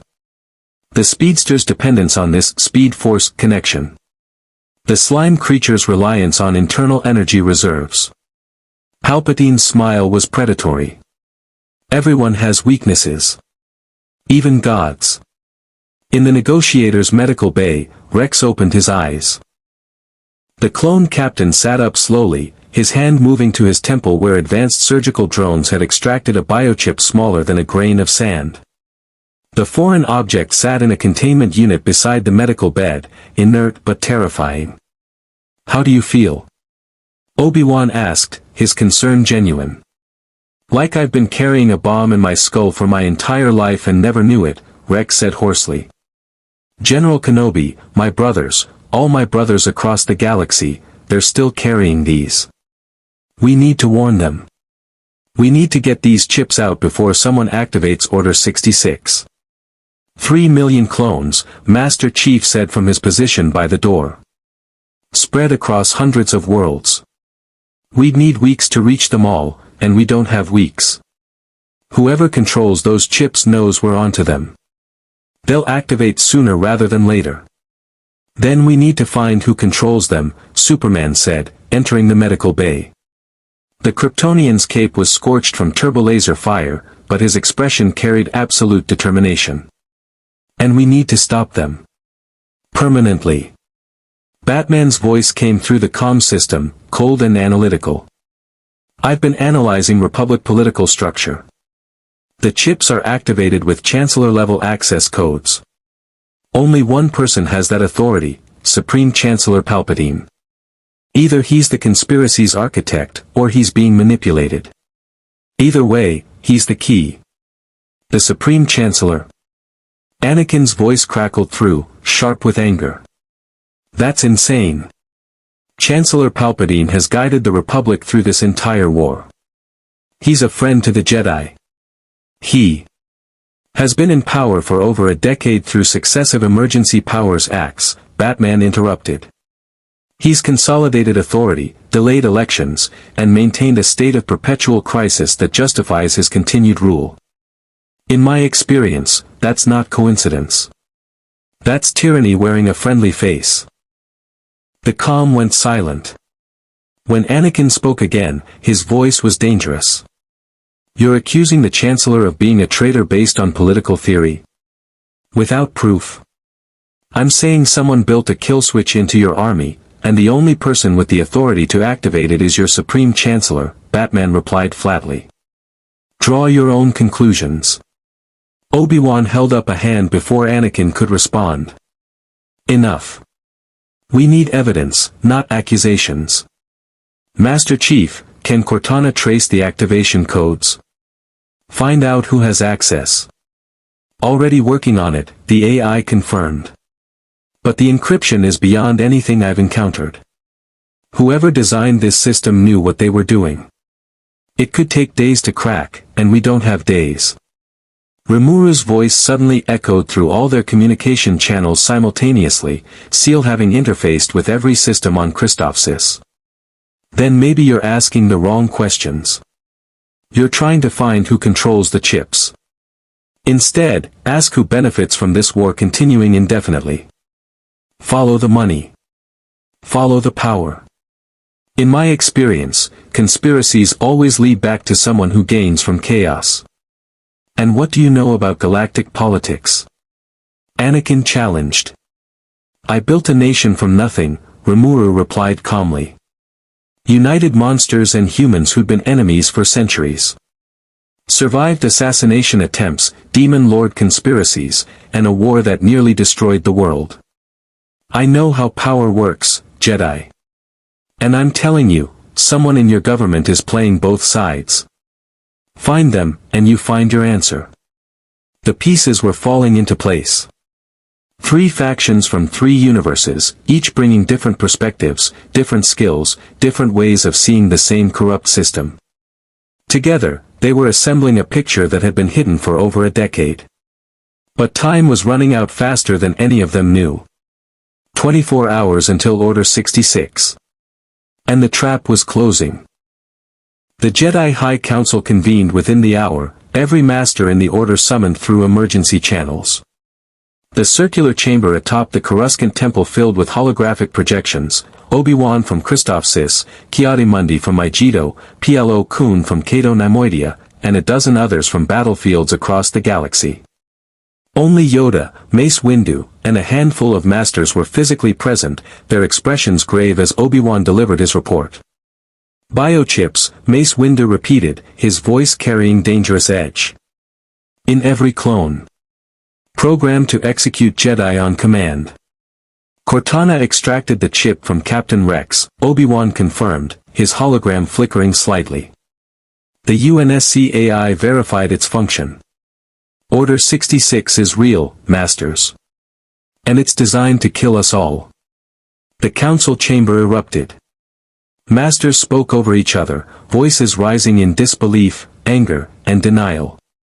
Only Yoda remained silent, his ancient eyes closed, his connection to the Force stretched across the galaxy seeking answers that remained maddeningly obscure. "This is impossible," Ki-Adi-Mundi declared, his serene head-tails twitching with agitation. Master Cypher commissioned the clone army. The Kaminoans are neutral parties. There's no mechanism for such treachery. Except there is, Obi-Wan said quietly. We've seen the chip. We've extracted its programming. The evidence is undeniable. Then we confront the Chancellor immediately, another master suggested. Demand access to the activation codes. Verify his loyalty or expose his treason. No, the word came from Batman, his voice transmitted through the communication channels Cortana had opened. The Dark Knight's image appeared beside Obi-Wan's, a cowled figure whose presence made several Jedi reach instinctively for their lightsabers. If you confront him without proof, one of two things happens. If he's innocent, you've damaged your relationship with your government's leader during wartime. If he's guilty, you've warned him that you know, and he'll activate Order 66 immediately. And who are you to lecture the Jedi Council? Mace Windu's tone was sharp.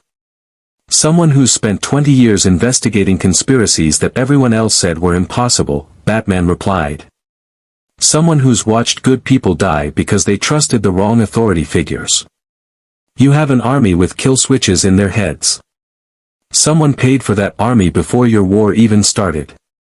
Someone engineered a conflict that's lasted 3 years without resolution. Connect the dots. Yoda's eyes opened. Clouded, the Force has become. See the truth, we cannot. But feel deception, I do. Ancient. Patient. Woven through the Republic like poison through veins. His ears drooped. Wrong, the Batman is not. Trust, we have been too willing to give. Question, we should have done. Master Yoda, Obi-Wan said carefully, there's more. The newcomers, all 3 factions, possess abilities that don't interact with the Force in conventional ways. The UNSC has technology centuries beyond ours. The Justice League wields powers that seem almost supernatural. And Rimuru Tempest's circle, he paused. Master, they command forces that touch the dark side yet carry no corruption. One of them literally warps causality. They're unlike anything we've encountered. Dangerous they are, Yoda acknowledged. But enemies? Uncertain, that is. Help us, they have. Warn us, they did. Judge them by their actions, we must, not by our fear. Anakin's hologram appeared, the young Jedi joining from the negotiator's bridge. Masters, I've been investigating the newcomers' claims about the war's orchestration. Their analysis is disturbing. Over 3 years of conflict, neither side has achieved decisive victory. Resources are depleted at precisely balanced rates. Combat effectiveness is maintained at stalemate-inducing levels. It's statistically impossible unless someone is managing both sides. Mace Windu's expression darkened. Are you suggesting the Separatists and the Republic are being controlled by the same entity? I'm suggesting someone benefits from this war continuing indefinitely, Anakin said, his voice tight.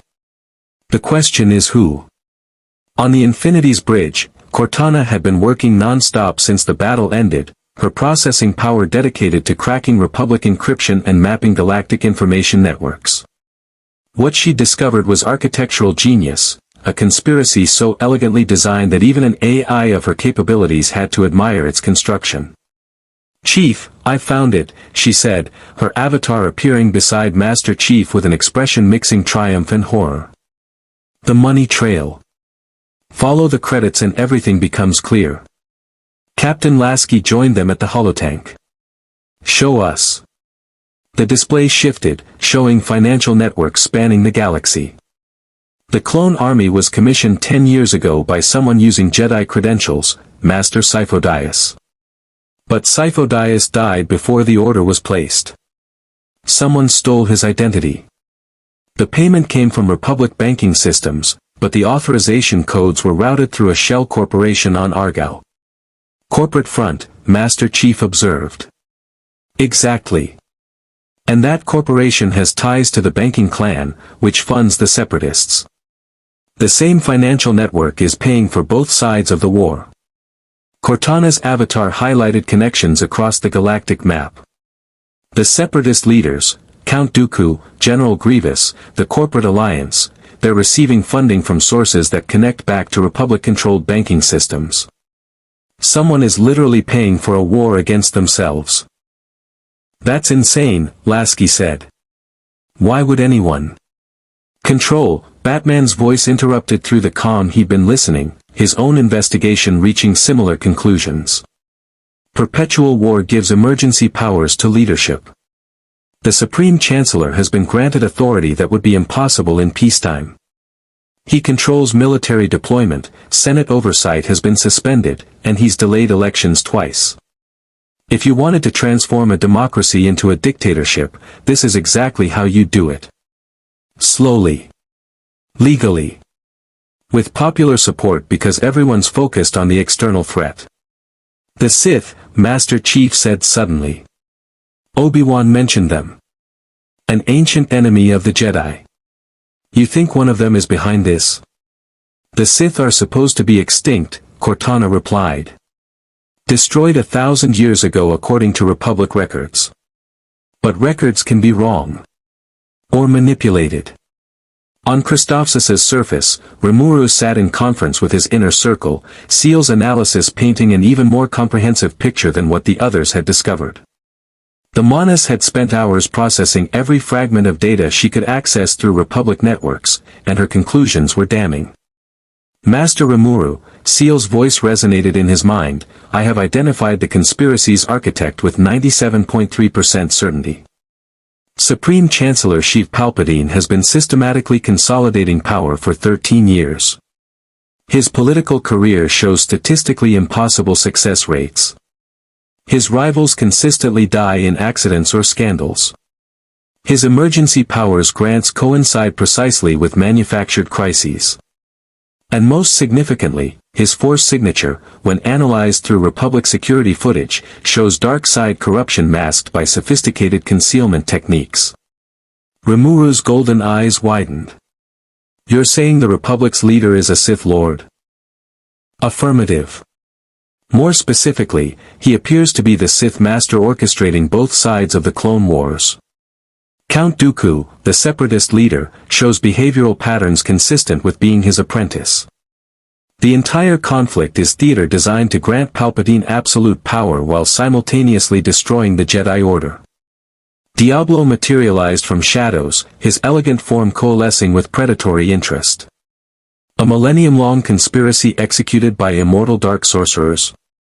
How delightfully ambitious. I approve of the scope, even if I must oppose it. This isn't funny, Diablo, Shuna said, her analytical mind processing the implications. If the Chancellor is truly behind this, then every Jedi who trusts him is in immediate danger.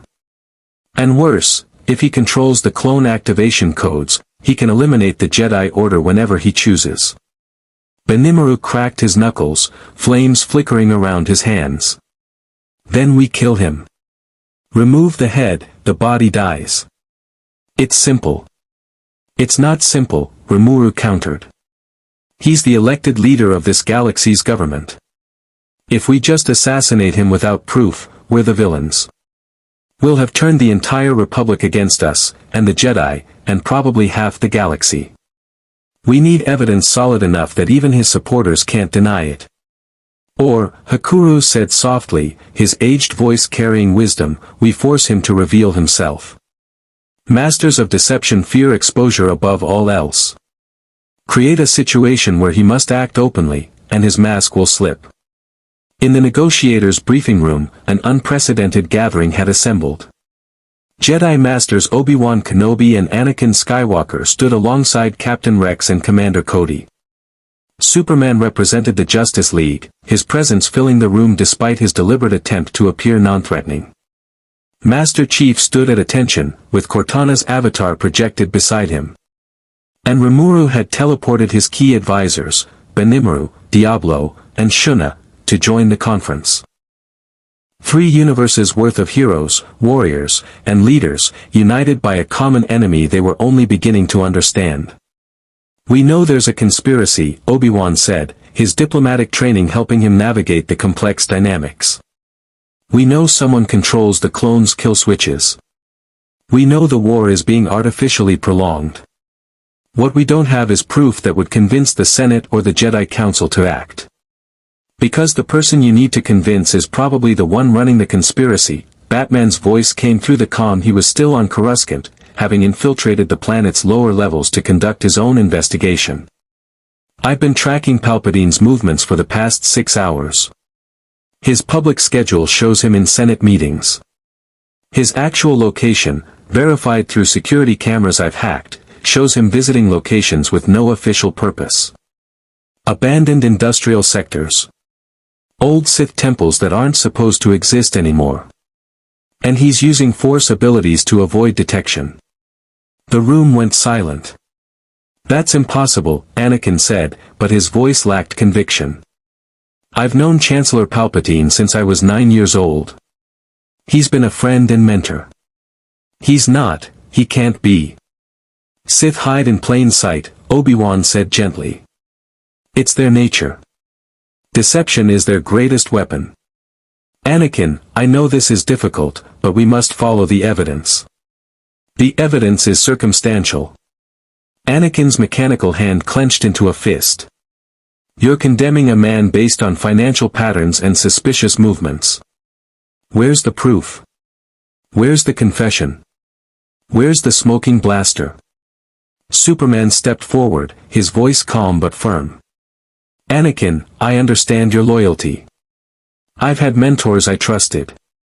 But I've also learned that the people closest to us can sometimes hide the darkest secrets.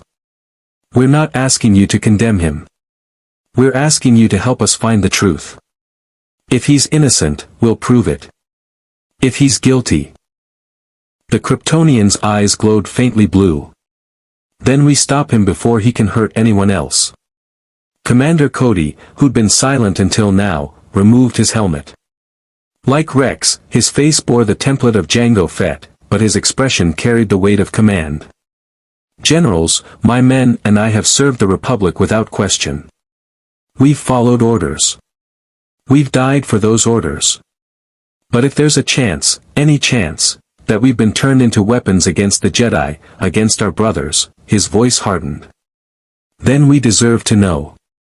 And whoever did this deserves to face justice." Rimuru nodded approvingly. "That's the right attitude. Now, here's what I propose. We can't attack Palpatine directly without proof. But we can investigate him. The Justice League has a detective who specializes in uncovering conspiracies. The UNSC has an AI who can crack any encryption. My own people have abilities that can detect lies and deception. And the Jedi, you have the Force. Together, we can find the truth. And when we find it?" Diablo asked, his red eyes gleaming. "When we confirm this Palpatine is indeed the architect of galactic slaughter." "What then?" "Then we present the evidence to the Senate," Obi-Wan said. "We follow Republic law. We arrest him legally, try him fairly." "You'll never get the chance," Master Chief interrupted. His Spartan tactical assessment was cold and clear. "The moment he knows you're onto him, he'll activate Order 66. 3 million clones will turn on the Jedi simultaneously across hundreds of worlds. You'll be killed before you can present any evidence." "Then we remove the chips first," Rex said firmly. "All of them. Every clone in the Grand Army. It'll take time, but..." "We don't have time," Cortana interjected. "I've been monitoring separatist communications. They're mobilizing for something big. Multiple fleet movements, redeployment of capital ships, General Grievous receiving new orders. Whatever Palpatine's planning, it's happening soon.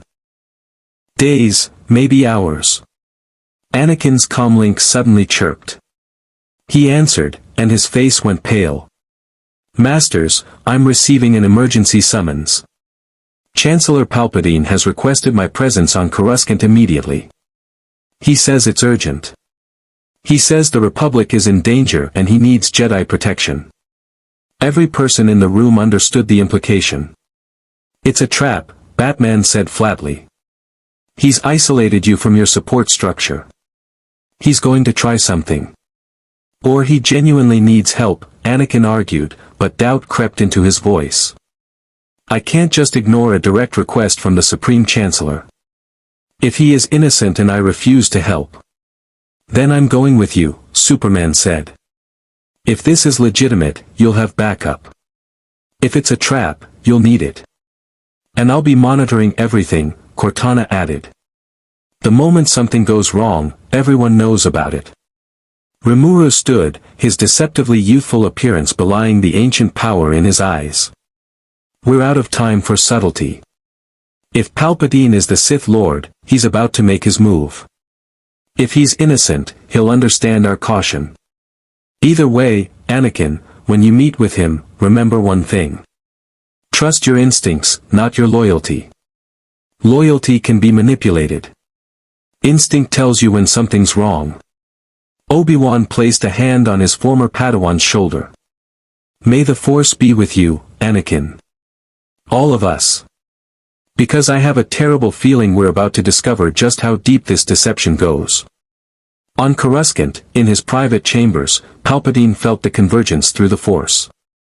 The pieces were moving into position. The Jedi suspected. The newcomers investigated. Young Skywalker was torn between loyalty and doubt. It was time to accelerate everything. Lord Tyrannus, he spoke into his secure comm, activate the Outer Rim offensive. I want Jedi spread across the galaxy within 6 hours. And prepare Count Dooku for his final role. The boy must see his mentor fall. It will be the push he needs to embrace the dark side fully. And Order 66, Master. 12 hours, Palpatine said, his yellow eyes reflecting the city lights. In 12 hours, the Jedi Order ends. The Republic becomes the Empire. And these newcomers will learn that power, no matter how great, cannot stop destiny itself. The trap was set. The players were in motion. And the galaxy stood on the precipice of its darkest hour. 12 hours until Order 66. And none of them knew how close the end truly was. Batman moved through Coruscant's undercity like a shadow given purpose, his cape blending with the perpetual darkness of the lower levels. 5,000 stories below the gleaming Senate towers, the planet's true face revealed itself, a labyrinth of abandoned infrastructure, criminal sanctuaries, and forgotten maintenance tunnels that hadn't seen legitimate use in centuries. The perfect place for a Sith Lord to hide his secrets. Cortana, I'm approaching the coordinates you flagged, Batman sub-vocalized into his cowl's comm system. This location shows Palpatine visiting it 3 times in the past month according to security footage you recovered. No official reason. No Senate business. Just private visits in the dead of night. The AI's voice crackled through his cowl speakers. Confirmed, Batman. That structure was originally a Sith temple, built over 4,000 years ago during the Old Republic era. It was supposedly sealed and forgotten, but building records show recent power consumption and structural reinforcement. Someone's been using it. Someone who knows Sith history, Batman concluded, dropping silently from a gantry to a rusted platform. His detective's mind catalogued everything, the architecture that predated modern Republic design, the symbols carved into corroded metal that matched ancient Sith iconography from his research, and most damning, the faint energy signature his cowl sensors detected emanating from deeper within. Energy that felt wrong. Malevolent. Like reality itself was twisted around this place. He'd felt something similar around Trigon's dimensional portals, but this was more subtle, corruption that had seeped into the location over decades rather than explosive demonic invasion. Patient evil. The entrance was sealed with a biometric lock centuries beyond the surrounding technology. Batman's gauntlet extended micro-tools, bypassing the security with practiced ease. The door hissed open, revealing a corridor that descended into absolute darkness. He activated his cowl's night vision and stepped inside. On Coruscant's surface, Anakin Skywalker's starfighter touched down on a private landing platform adjacent to the Senate building. Superman descended beside him, the Kryptonian's red cape settling as he scanned their surroundings with X-ray vision and superhearing. No ambush. No hidden threats. Just Senate guards maintaining their posts with professional discipline. "I still think you're being paranoid," Anakin said, though his hand rested near his lightsaber. The young Jedi's internal conflict was visible in every movement, loyalty to his mentor warring with the evidence that was mounting against him. "I hope I am," Superman replied honestly. "I'd rather look foolish than have you face a Sith Lord alone." They were escorted through marble corridors to Palpatine's private office, a room designed to project benevolent authority. Warm lighting, expensive art, viewports overlooking Coruscant's endless cityscape. And behind an ornate desk sat Supreme Chancellor Sheev Palpatine, his grandfatherly smile welcoming as he rose to greet them. "Anakin, my boy. Thank you for coming so quickly." Palpatine's voice carried genuine warmth, but Superman's enhanced hearing detected a spike in the man's heart rate. Nervousness? Anticipation? "And you've brought a guest. This is Kal-El," Anakin introduced, still using Superman's Kryptonian name. "One of the newcomers from the dimensional anomaly. He insisted on accompanying me for security purposes." "How thoughtful." Palpatine's smile didn't waver, but his eyes, those pale blue eyes, studied Superman with an intensity that belied his friendly demeanor. "I've heard remarkable things about you and your companions. Single-handedly destroying separatist capital ships. Powers that defy conventional understanding. Quite extraordinary." Superman met his gaze directly, using his Kryptonian vision to analyze the Chancellor on every spectrum. Thermal signature normal. No concealed weapons. Bioelectric patterns consistent with human physiology, but there was something else, an energy field surrounding Palpatine that Superman's vision couldn't penetrate. Like looking at a void in the shape of a man. "Chancellor Palpatine," Superman said carefully, "Anakin mentioned you needed protection. Is there a specific threat?" "Indeed." Palpatine moved to the viewport, his posture that of a weary leader bearing impossible burdens. "I've received intelligence that there may be a separatist infiltration attempt on Coruscant itself. Count Dooku has become increasingly desperate as the war turns against him. I fear he may attempt something drastic, perhaps even an assassination attempt on the Senate leadership." "Then you should have the Jedi Council assign a full security detail," Anakin suggested. "Not just summon one knight." "Ah, but you're not just any knight, Anakin." Palpatine's smile widened. "You're the chosen one. The prophesied warrior who will bring balance to the Force. Who better to defend the Republic's leadership?" Superman's enhanced hearing caught something beneath the Chancellor's words, a tone that didn't match the content. Manipulation. Flattery designed to appeal to Anakin's ego and insecurities. The Kryptonian had dealt with Lex Luthor enough times to recognize a master manipulator at work. Deep beneath Coruscant's surface, Batman had discovered a chamber that confirmed every suspicion. The room was circular, carved from ancient stone that predated the city above by millennia. Sith hieroglyphs covered every surface, their meaning translated by his cowl's database, invocations to the dark side, rituals of domination, techniques for hiding one's presence in the Force. And at the chamber's center sat a holocron. Batman had researched these devices, Force-powered data storage used by both Jedi and Sith to preserve knowledge. This one pulsed with malevolent energy, its crystalline structure radiating darkness that made his cowl's sensors spike warning alerts. "Cortana, are you seeing this?" He transmitted video feed through his secure channel. "Confirmed," the AI responded, her voice tight. "That's a Sith holocron. High-level security encryption, possibly containing ancient dark side techniques." And Batman, the biometric locks on that chamber match Palpatine's genetic signature. "He's been here. Recently." Batman approached the holocron carefully, extending a gauntlet to interface with its systems. The device activated at his touch, projecting a holographic figure, a robed entity with yellow eyes and a face twisted by dark side corruption. "Welcome, seeker of knowledge," the hologram intoned. "I am Darth Bane, architect of the rule of two. You who have opened this holocron possess either great courage or great foolishness. The secrets within are not meant for the weak."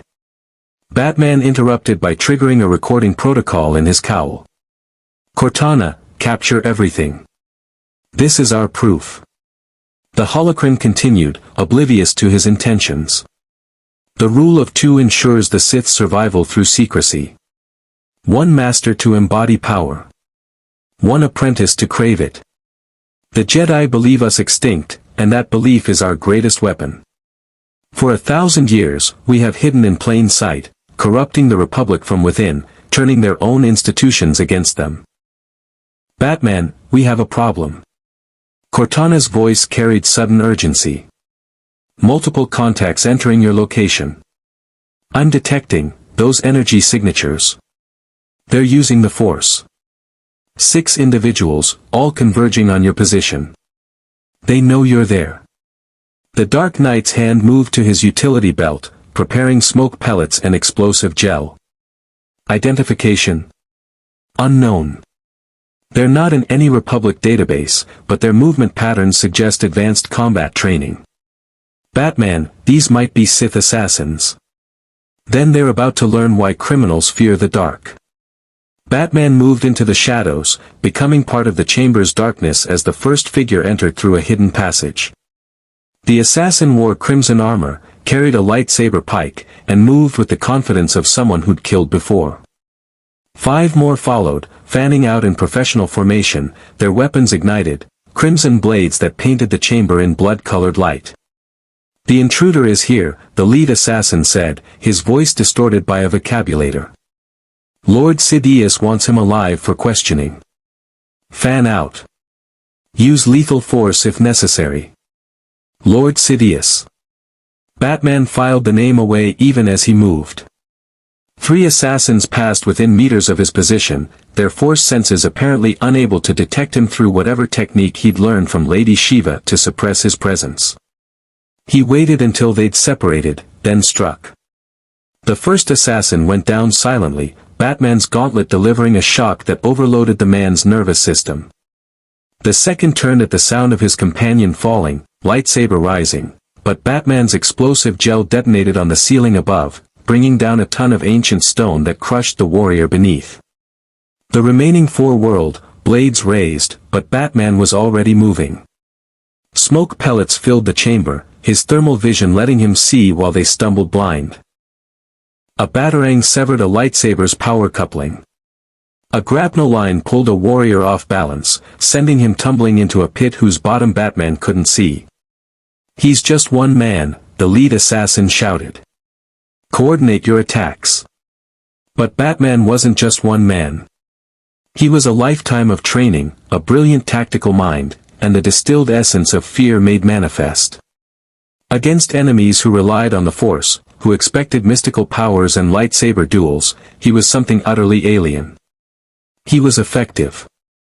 The third assassin fell when Batman used his cape to blind the warrior, then delivered a knockout strike with precision born from fighting beings far stronger than baseline humans. The fourth died when the Dark Knight triggered a structural collapse that buried the Sith under rubble. That left the leader. "Impressive," the assassin acknowledged, his crimson blade held in a defensive stance. "You fight without the Force, yet you've bested my squad. Lord Sidious will want to study you before he kills you. He'll have to catch me first." Batman threw a flashbang directly at the assassin's face. The warrior's force-enhanced reflexes let him deflect it with his lightsaber, exactly what Batman had counted on. The blade's contact with the flashbang triggered a secondary charge, a shaped explosive that shattered the lightsaber's focusing crystal and sent shrapnel into the assassin's armor. The warrior stumbled, and Batman closed the distance, disarming him with a precise strike to the nerve cluster in his wrist. The assassin collapsed, unconscious. "Cortana, I need immediate extraction, Batman said, already moving toward the chamber's exit. And tell the others, we have confirmation. Palpatine is using the Sith title Lord Sidious. He's running an assassination squad out of this temple. This is our proof. Extraction inbound, the AI confirmed. But Batman, Palpatine just triggered something. I'm detecting energy surges across Coruscant's clone barracks. He knows you found his secret. He's accelerating the timeline.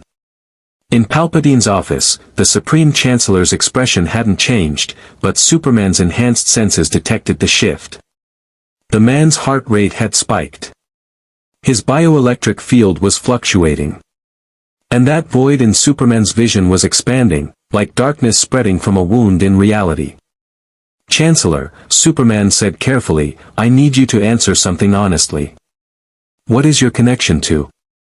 The words died as Palpatine's pleasant expression melted away, replaced by something ancient and terrible. His eyes shifted from kind blue to sulfuric yellow, his presence in the room becoming oppressive, malevolent. The Force itself seemed to recoil from him. Ah, Palpatine, no, Sidious said, his voice losing all pretense of warmth. I was wondering when you'd figure it out. Impressive, really. Dimensional travelers disrupting plans 1,000 years in the making. The Force does have a sense of humor. Anakin's lightsaber ignited instantly, the blue blade snapping to life. You're a Sith Lord. I am the Sith Lord, young Skywalker. Sidious moved with shocking speed, Force lightning crackling from his fingertips toward Superman. The Kryptonian raised his arms, letting the dark side energy wash over him. It hurt, like nothing he'd felt since battling Darkseid, energy that wasn't just electricity but hatred given form. His invulnerable skin smoked, his cells struggling to process the corruption. But he didn't fall. Interesting, Sidious observed. You resist the dark side. Your alien physiology provides natural shielding. But shielding is not immunity, Kryptonian. And I have been refining this technique for 70 years.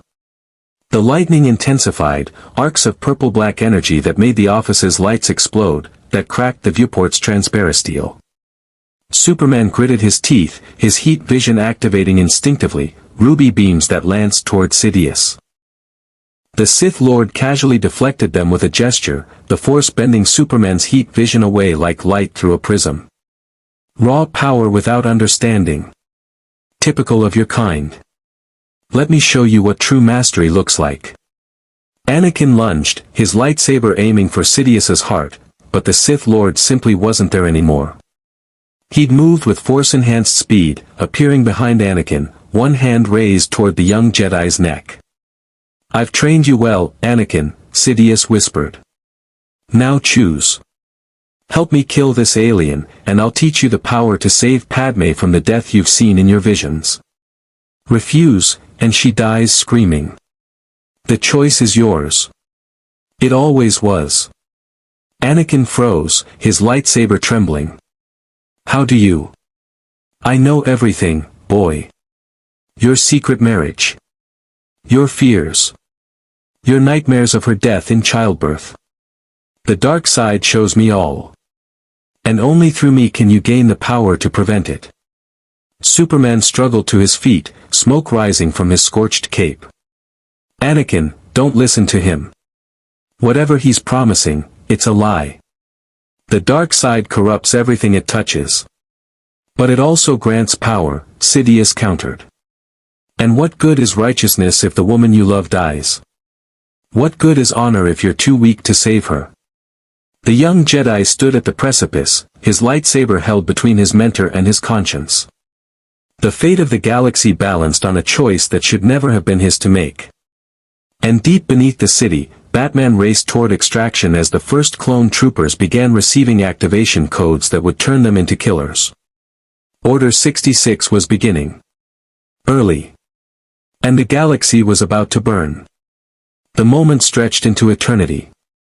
Anakin Skywalker stood frozen, his blue lightsaber humming between Supreme Chancellor Palpatine, no, Darth Sidious, and Superman, who struggled to his feet despite the dark side energy still crackling across his Kryptonian physiology. The young Jedi's mechanical hand trembled, his yellow-tinged eyes reflecting the internal war tearing him apart. "Anakin," Superman said, his voice strained but steady, "I've faced tyrants before. Beings who promised power, who claimed they could give me everything I wanted. They all lied. Power built on suffering always collapses. Don't let him." Silence. Sidious's voice carried the weight of decades of concealed fury. His hand extended, an invisible force slammed Superman through the office viewport. Transparent steel shattered in a cascade of crystalline fragments as the Kryptonian plummeted toward Coruscant's traffic lanes 5,000 stories below. But Superman could fly. He arrested his fall within seconds, cape billowing as he rocketed back toward the office, only to collide with an invisible barrier. Force energy, woven into a wall that his strength couldn't penetrate. Through it, he could see Anakin still frozen, Sidious circling the young Jedi like a predator. "You see?" Sidious gestured toward the hovering Kryptonian. "Such power, yet so easily dismissed. The Force is stronger than any alien ability. Stronger than technology. Stronger than hope itself. Join me, Anakin. Fulfill your destiny as my apprentice. Together, we will rule this galaxy and prevent Padme's death. Or refuse, and watch everyone you love burn." Anakin's lightsaber moved, not toward Sidious, but toward his own trembling hand, as if he couldn't decide whether to attack or deactivate it. "The Jedi, the Council, they'll stop you. Master Yoda, Master Windu. The Jedi are already dead," Sidious said with casual certainty. "Even as we speak, Order 66 activates across the galaxy. 3 million loyal soldiers are executing their Jedi generals. By morning, the Jedi Order will be nothing but a memory. Unless," he paused, his yellow eyes gleaming. "Unless you help me stop the Order. I alone possess the override codes. Save your friends, Anakin. All you must do is kneel." Across the galaxy, clone troopers received the transmission. On Mygeeto, Commander Bakara stood on a snowy ridge beside Jedi Master Ki-Adi-Mundi as they surveyed separatist positions. The clone commander's helmet interface lit with Priority 1 orders, execute Order 66. His blaster rose without conscious thought, the biochips programming overriding free will. The first shot took Ki-Adi-Mundi in the back. The Syrian Jedi Master spun, shock and betrayal in his eyes, his lightsaber igniting, but 20 more clones were already firing.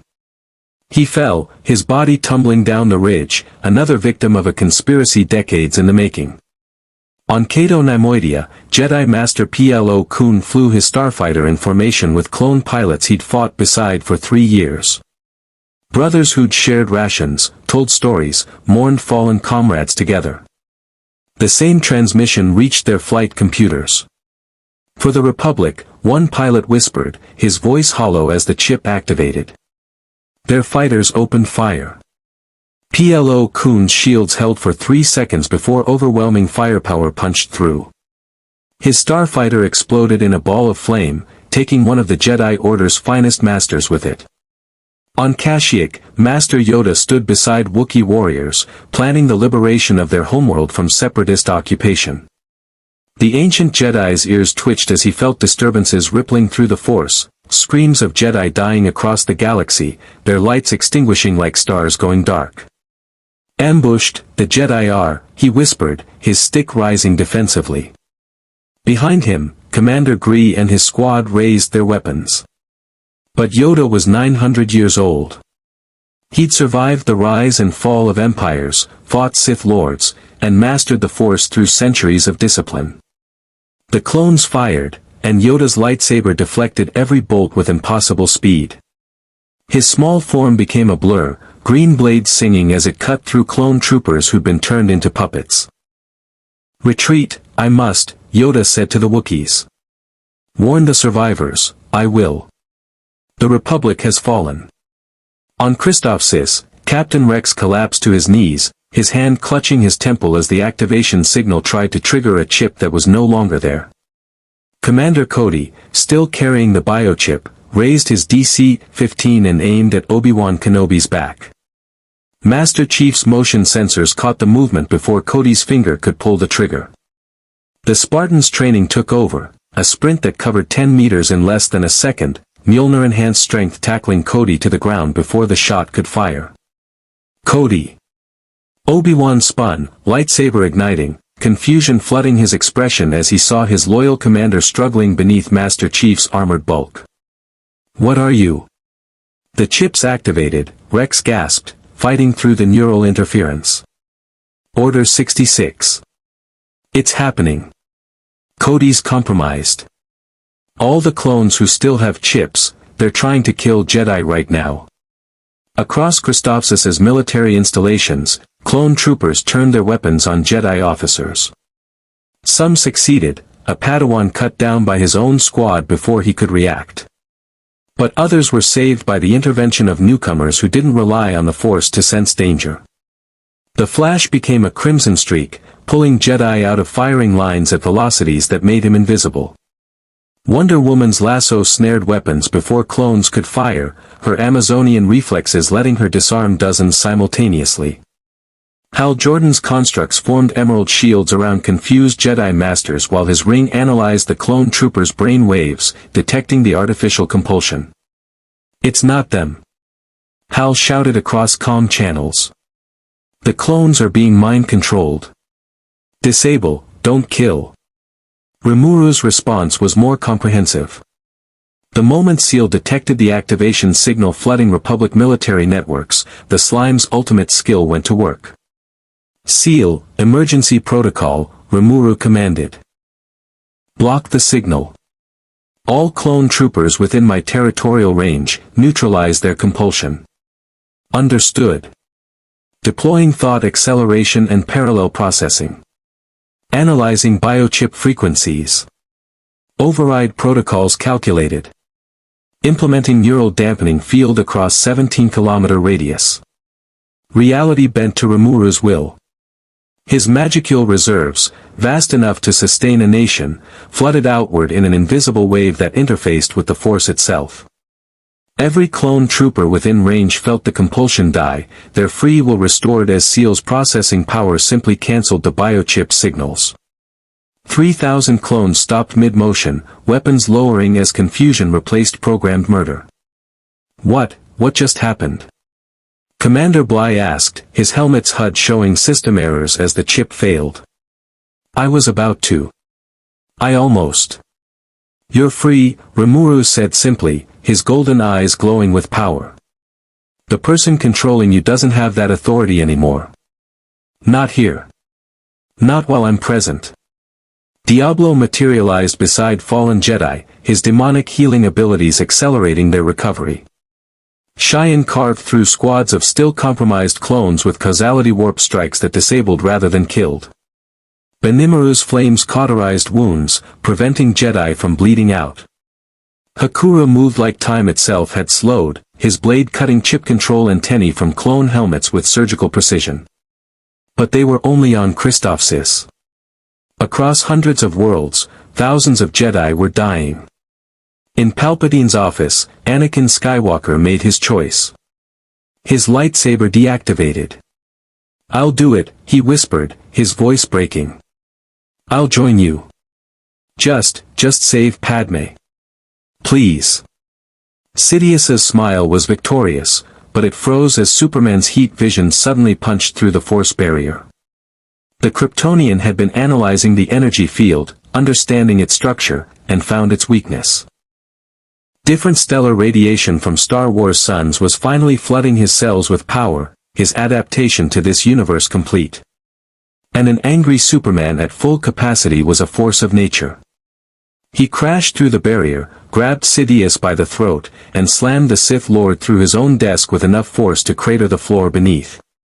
You don't get to corrupt him. Not today. Not ever. Sidious's response was a point-blank Force scream, dark side energy compressed into a sonic weapon that would have pulverized a normal being's organs. Superman's invulnerable biology held, but the pain was real, his enhanced hearing translating the scream into agony.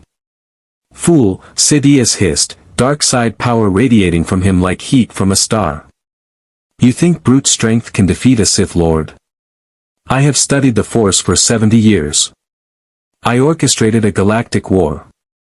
I corrupted the Chosen One himself. What are you but an alien who stumbled into affairs beyond his comprehension? I'm someone who's stopped God wannabes before." Superman's fist connected with Sidious's jaw, the impact generating a shockwave that shattered every window in the building. The Sith Lord flew backward, crashed through 3 walls, and tumbled across the Senate chamber floor. Anakin stood frozen, watching his mentor, both of them, fight with powers that made lightsaber combat seem quaint. His comlink suddenly erupted with Obi-Wan's frantic voice, "Anakin. The clones have turned on us. Order 66 is active. Padawans are dying. We need every Jedi who can fight." The young Jedi's hand moved to his lightsaber. His choice had been made, but which choice? Save his wife through dark power, or save his brothers through heroism? Sidious rose from the rubble, his robes torn, his face showing the rage he'd hidden for decades. "You want to see power, alien? Let me show you why the Sith ruled this galaxy for millennia." His hands extended, and lightning erupted, not the focus strikes he'd used before, but a storm. Purple-black energy that arced across the entire Senate chamber, striking Superman from a dozen angles simultaneously, each bolt carrying decades of accumulated hatred. The Kryptonian screamed as dark side energy seared his cells, finding weaknesses in his biology that normal electricity couldn't exploit. This wasn't just power, it was malevolence given form, corruption that sought to destroy not just his body but his soul. "You're strong," Sidious acknowledged, walking forward slowly as the lightning intensified. "Perhaps the strongest physical being I've encountered. But strength means nothing when your enemy can simply erase you from existence." He began channeling a technique that made the air itself scream, force drain, designed to siphon life energy directly from an opponent. Superman felt his solar energy reserves depleting, his cells struggling to maintain integrity as Sidious literally consumed his power. "Stop!" The voice came from the Senate chamber's upper levels. Batman stood on a viewing platform, the captured Sith holocron in one hand and a remote detonator in the other. Behind him, Cortana's avatar projected from multiple holopads, and the chamber's speakers crackled to life. "Citizens of the Republic," Batman's amplified voice echoed across Coruscant's planetary networks, "I am broadcasting on all channels. What you're about to see is proof that your Supreme Chancellor is a Sith Lord responsible for starting and prolonging the Clone Wars." Sidious's concentration broke for a fraction of a second, enough for Superman to break free, gasping but alive. "Impossible," the Sith Lord hissed. "I've hidden my identity for decades. You can't." "I can and I did." Batman triggered the holocron's playback. Darth Bane's voice filled the chamber, describing the Rule of Two, the 1,000-year conspiracy, and most damning, footage Batman had recovered showing Palpatine visiting the Sith Temple, practicing dark side techniques, meeting with Count Dooku in secret. "Every Republic database now has this evidence," Cortana added, her voice cold with satisfaction. "Every news network. Every Senate terminal. You're exposed, Palpatine. The conspiracy is over." Across Coruscant, millions watched their Supreme Chancellor revealed as a Sith Lord. On hundreds of worlds, clone commanders received counter-orders transmitted by Cortana, override codes that Rimuru's seal had helped crack, shutting down the biochips' functions. Order 66 stuttered. Failed. Stopped on world after world as the truth spread faster than light through hyperspace communications. Sidious stood in the center of the Senate chamber, his yellow eyes taking in his exposed plan, his revealed identity, his failing conspiracy. For the first time in decades, Darth Sidious felt something he'd almost forgotten. Fear. "This changes nothing," he said, but his voice lacked conviction. I still command the clone army. I still control the Senate. You cannot stop me without causing galactic civil war. We don't have to stop you. Master Chief's voice came through the Senate chamber's comm system, the Spartan aboard the Infinity preparing firing solutions. We just have to expose you. The Republic's citizens can do the rest. Rimuru's voice joined, transmitted from Christophsis. And if they can't, my people will make sure your plans die here. You built a conspiracy on lies. We're ending it with truth. Wonder Woman appeared in the chamber's entrance, her sword drawn. The Flash positioned on the opposite side, vibrating with barely contained energy. Hal Jordan's constructs sealed every exit. Cyclops and Aquaman moved into position on surrounding platforms. Anakin Skywalker ignited his lightsaber, his choice finally made. Master Palpatine, Lord Sidious, whatever you are. I won't let you hurt anyone else. I won't fall. Not today. Darth Sidious, architect of the Clone Wars, master of the long game, faced impossible odds and smiled. Then let's see if your conviction survives what comes next. He raised both hands, and the dark side itself answered his call. The Senate chamber became a battlefield where 3 universes worth of power collided with a Sith Lord's accumulated decades of dark side mastery. Darth Sidious stood at the epicenter, his frail appearance shedding like a discarded costume as the full weight of his corruption manifested physically, yellow eyes blazing with sulfuric fire, his presence in the Force expanding until every being on Coruscant could feel the wrongness emanating from the Senate building. You want truth? Sidious's voice resonated with dark side amplification, carrying across the entire planet. Here is truth, the Republic was already dying. Democracy had failed. The Senate was corrupt, inefficient, paralyzed by bureaucracy. I didn't destroy the Republic, I mercy-killed something already rotting from within. His hands erupted with force lightning on a scale none of them had witnessed. Not focused bolts but a storm, purple-black energy that arced across the entire chamber, striking everything simultaneously. The Justice League scattered, their enhanced reflexes barely keeping them ahead of strikes that carved smoking craters in Dura steel.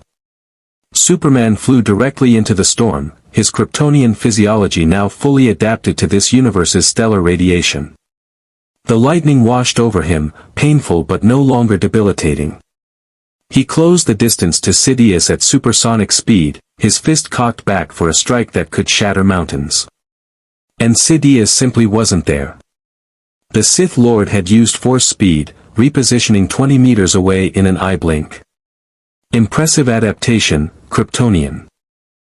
But speed means nothing when your opponent can manipulate time itself. He gestured, and the force itself slowed around Superman. The effect was localized, specific, a temporal distortion field that made the Kryptonian move as if through syrup while everything else operated at normal speed. It wasn't true time manipulation, Seal's distant analysis informed Rimuru, but rather a localized acceleration of entropy that aged matter differentially within its boundary. Superman's punch still connected, but at 1/10 speed, giving Sidious ample opportunity to counter with a force push that sent the Kryptonian crashing through 6 Senate viewing platforms. Diana, now. Batman's tactical voice cut through the chaos. Wonder Woman's lasso of truth snapped forward with Amazonian precision, wrapping around Sidious's wrist before he could redirect. The golden cord blazed with divine magic, enchantments placed by the Greek gods themselves, designed to compel truth from any being. You cannot lie while bound by Hestia's truth, Wonder Woman declared, her warrior's strength anchoring the lasso despite Sidious's attempts to break free. Tell them, tell everyone watching, your true purpose. Sidious's face twisted in rage, but the lasso's magic was absolute. When he spoke, the words came against his will, broadcast across every channel. I orchestrated the Clone Wars to destroy the Jedi Order and transform the Republic into an empire with myself as Eternal Emperor. I created both sides of the conflict. I caused billions to die for my ascension to absolute power. The confession rippled across Coruscant like a shockwave. In Senate chambers, politicians who'd supported Palpatine recoiled in horror. On military bases, clone commanders confronted the reality that they'd been weapons in a Sith conspiracy. In the Jedi Temple, masters who trusted the Chancellor felt their faith shatter. But Sidious was a Sith Lord, confession didn't mean defeat. Yes, he hissed, his voice carrying dark triumph despite the compulsion. I did all of it. And I would do it again. Because the alternative, your precious democracy, your weak republic, your fractured galaxy of squabbling systems, would have collapsed anyway. I gave the chaos purpose. I gave the suffering meaning. I am the only one strong enough to rule. He channeled power directly through the lasso, dark side energy flowing back along the divine cord toward Wonder Woman. The Amazonian princess screamed as corruption touched her soul, visions of her sisters slaughtered, Themyscira burning, everything she loved reduced to ash. The lasso fell from nerveless fingers. Your gods are dead, Amazon, Sidious said coldly. I have outlived empires. What is your 3,000 years to my mastery? The flash became a crimson blur, circling Sidious at relativistic speeds, creating a vortex meant to contain the Sith Lord.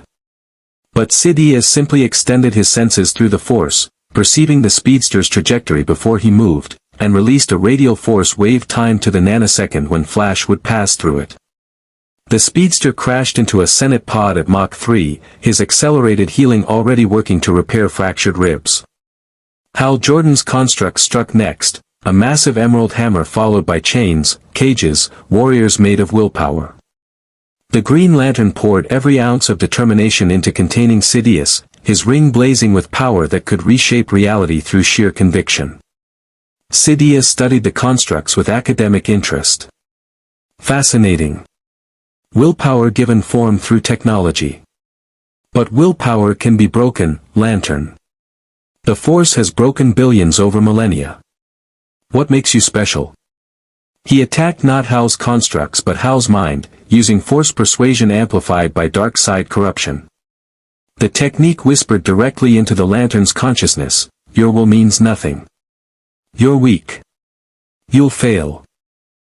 Everyone you've ever failed to save is watching you fail again. Hal's constructs flickered as doubt crept in. His ring's charge dropped precipitously, 95%, 90%, 85%, as his willpower wavered under psychic assault that exploited every insecurity, every fear, every moment of failure he'd ever experienced. No. Cyclops' optic blast lanced across the chamber, forcing Sidious to dodge. The mutant's ruby quartz visor glowed incandescent as he channeled extra-dimensional energy through his eyes. You don't get in our heads. We've dealt with psychic manipulation before. Ignore him, Hal. He's just another tyrant. Sidious redirected Cyclops' beam with casual force manipulation, sending the energy back toward its source. Cyclops barely rolled aside as his own power carved a molten trench where he'd been standing. Aquaman launched his trident with Atlantean strength, the weapon crossing the chamber faster than sound. Sidious caught it telekinetically, studied the Atlantean craftsmanship with appreciation, then hurled it back with force-enhanced velocity that would have impaled a lesser being. Aquaman's superhuman durability let him survive the impact that punched him through a wall. You're outmatched, Sidious declared, dark side power radiating from him like heat from a furnace. I have studied combat for 70 years. I have mastered techniques that predate your civilizations. You fight with raw power and heroic ideals. I fight with accumulated knowledge and absolute certainty. This is why the Sith always defeat the righteous. We understand that power without restraint is the only truth that matters. Above Coruscant, the Infinity's Mac guns acquired target lock on the Senate building. Master Chief stood at the firing controls, his Spartan training warring with the tactical reality that a Mac round would kill Sidious, but also cause massive collateral damage. Chief, I've calculated the blast radius, Cortana said, her avatar showing strain from managing multiple operations simultaneously. A direct hit on the Senate chamber would kill Sidious, but the overpenetration would destroy 17 city blocks. Estimated casualties, 40,000 civilians. We can't take the shot. Then we find another way. Master Chief activated his comm. Batman, we need an extraction plan. Get our people out of there. I'm bringing the Infinity into atmosphere for close support. On Christoph Sis, Rimuru felt the battle through SEAL's real-time analysis, transmitted via Cortana's network. The slime's inner circle stood ready to teleport to Coruscant, but the distance was immense. Even with his ultimate skills, transporting his entire group across star systems would drain his magicule reserves dangerously low. Master Rimuru, Diablo said, his elegant form practically vibrating with barely contained power, give the word and I will go alone. A primordial demon can cross dimensional boundaries. I can reach Coruscant and eliminate this Sith Lord. No, Rimuru said firmly. Sidious is fighting the Justice League to a standstill. He's not just strong, he's smart. Sending you alone puts you at risk. We need coordination. Then let me create a portal, Seal suggested. I can establish a dimensional corridor directly into the Senate chamber. Resource cost, 60% of current magicule reserves. Recovery time, 12 hours. Permission to proceed. Rimuru's golden eyes narrowed. Do it. But the entire inner circle goes. We end this now. In the Senate chamber, Anakin Skywalker had been watching the battle with growing horror. The heroes from other universes, beings of incredible power, were being systematically countered by his former mentor. Every attack anticipated, every technique neutralized, every advantage turned against them. He'd almost joined this monster. The realization made his lightsaber hand shake with self-loathing. But beneath the shame, something else stirred, determination forged in the fires of the Clone Wars, refined through years of combat, tempered by the knowledge of what he'd almost become. Master. Obi-Wan's voice crackled through his comlink. Anakin, reinforcements are inbound, but they need time. Can you? I can buy it. Anakin ignited his lightsaber and charged. Sidious sensed him coming, turned with a predatory smile. Ah, young Skywalker. Still choosing the losing side. How disappointing. You could have been my greatest triumph, the chosen one turned to darkness. Instead, you'll be just another dead Jedi. Their lightsabers met, blue against red, light against dark. But this wasn't a duel. Sidious had been Dooku's master, had trained the galaxy's finest duelist. His technique was perfect, honed across decades, incorporating styles from a dozen ancient Sith Lords. Anakin was powerful, aggressive, fueled by emotion, but Sidious was precision itself. The Sith Lord's blade wove through Anakin's defenses, found openings, scored burns across armor and flesh. The young Jedi fought with everything he had, Shuren strikes, gems-so power attacks, even aggressive Ataru acrobatics, but Sidious countered each form as if reading from a textbook. You're predictable, Sidious taunted, his blade dancing. Skywalker the impetuous. Skywalker the emotional. Your attachments make you weak. Your fear makes you sloppy. You were always going to fail. Superman hit Sidious from behind with the force of a meteor, having recovered from the temporal distortion. The impact sent both of them crashing through the Senate chamber wall and into the Coruscant skyline beyond, where traffic lanes filled with speeders scattered in panic. They fell, or rather, Superman flew downward while using Sidious as a battering ram, smashing through building after building as civilians evacuated in terror. The Sith Lord's force barriers absorbed the impacts, but even he couldn't maintain concentration under sustained assault. You're finished, Superman declared, preparing to fly Sidious directly into orbit where the vacuum would. Reality tore open. A portal of swirling energy materialized in midair, and from it emerged Rimuru's inner circle in full combat deployment. Ranga in his true wolf form, storm clouds gathering. Benimaru wreathed in flames. Cheyenne with causality-warped presence. Hakuru radiating deadly calm.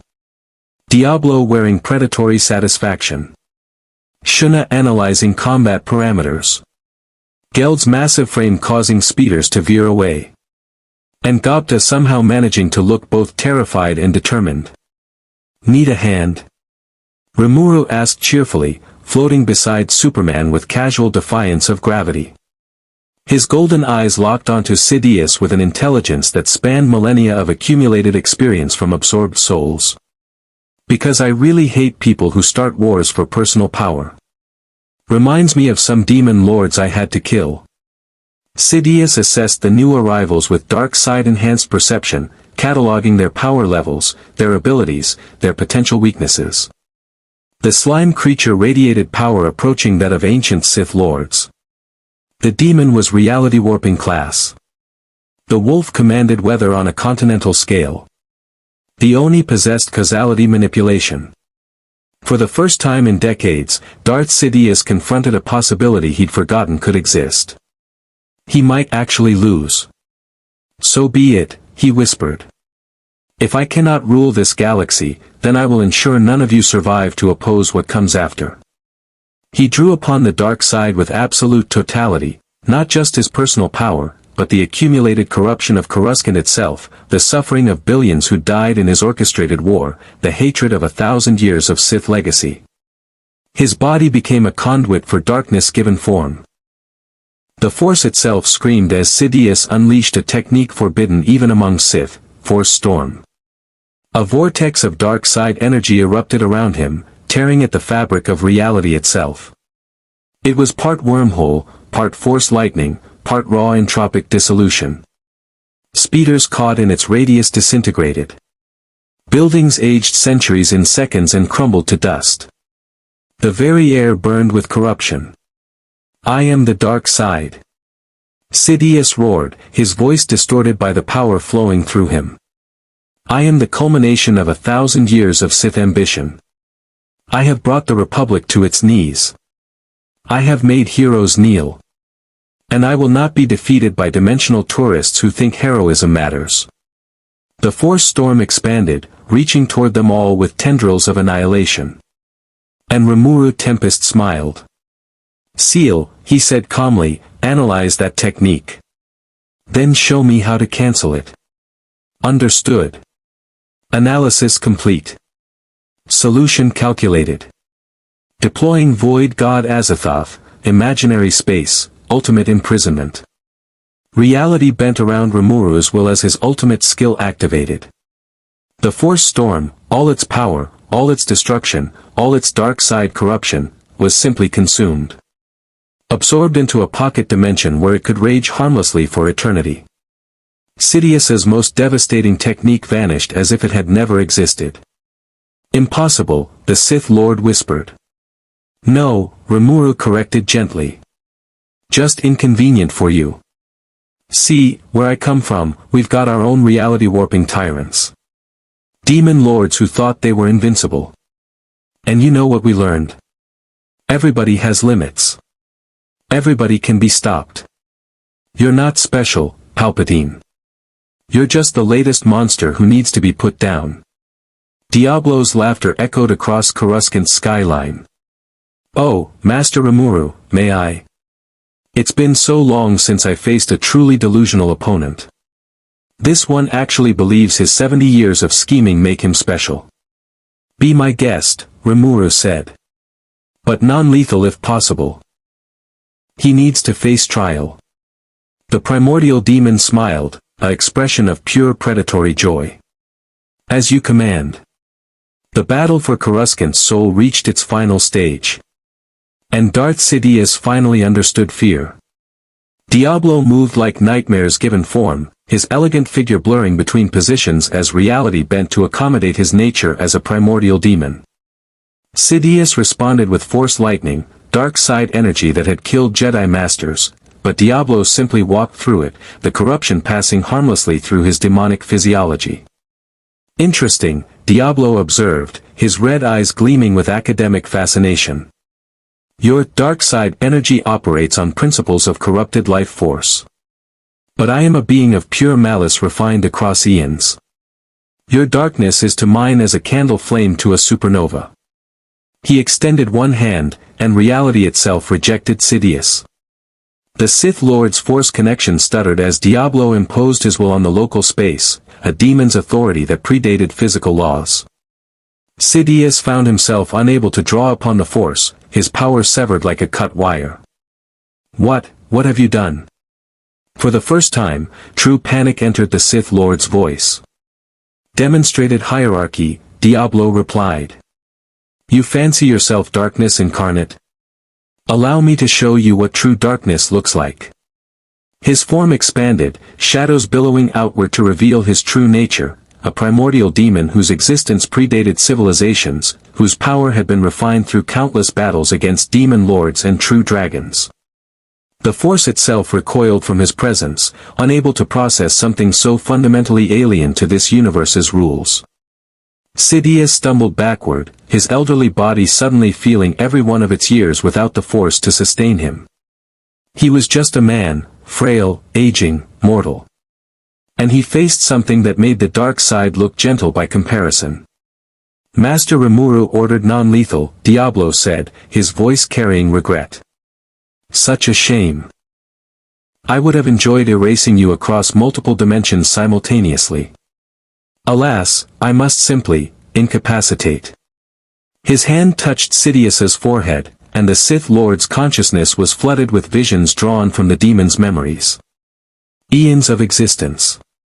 Battles against beings that made Force users look like children playing with toys.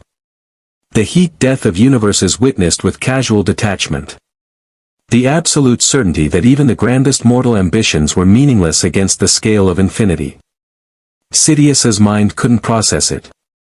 His carefully constructed ego, 70 years of accumulated pride, the certainty of his own superiority, the belief that his plans were destiny itself, shattered like glass.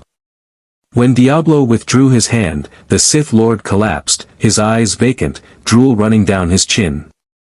I may have broken him a little, Diablo admitted.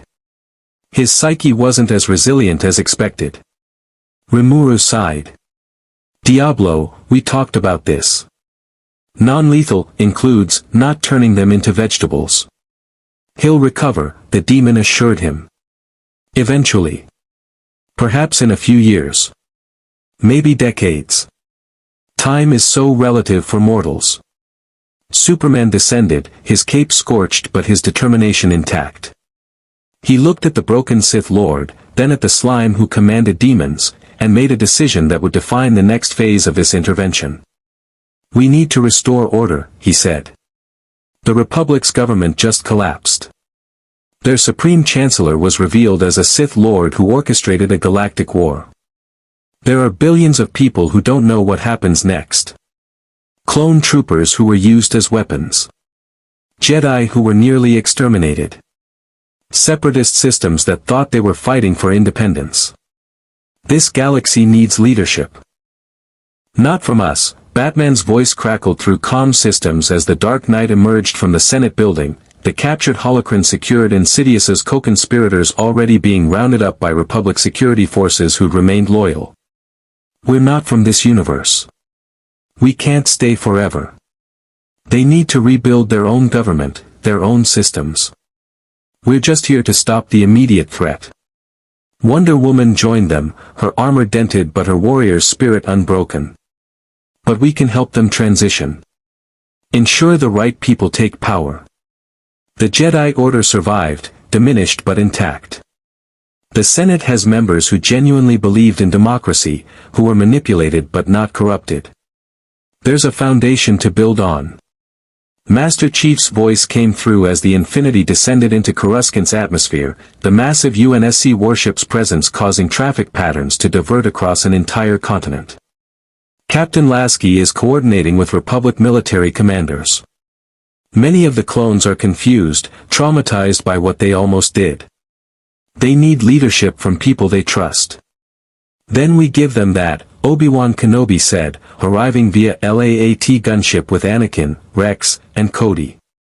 The Jedi Master looked exhausted, his diplomatic robes torn and scorched, but his eyes held determination. The Jedi Council will work with the Senate to establish an interim government. Free elections within 6 months. Dismantling of emergency powers. And most importantly, removal of the biochips from every clone trooper. They deserve freedom after what they've endured. Anakin stood beside his master, his earlier internal conflict resolved through the crucible of combat. And the Separatists? Systems that genuinely wanted independence rather than being manipulated by Dooku?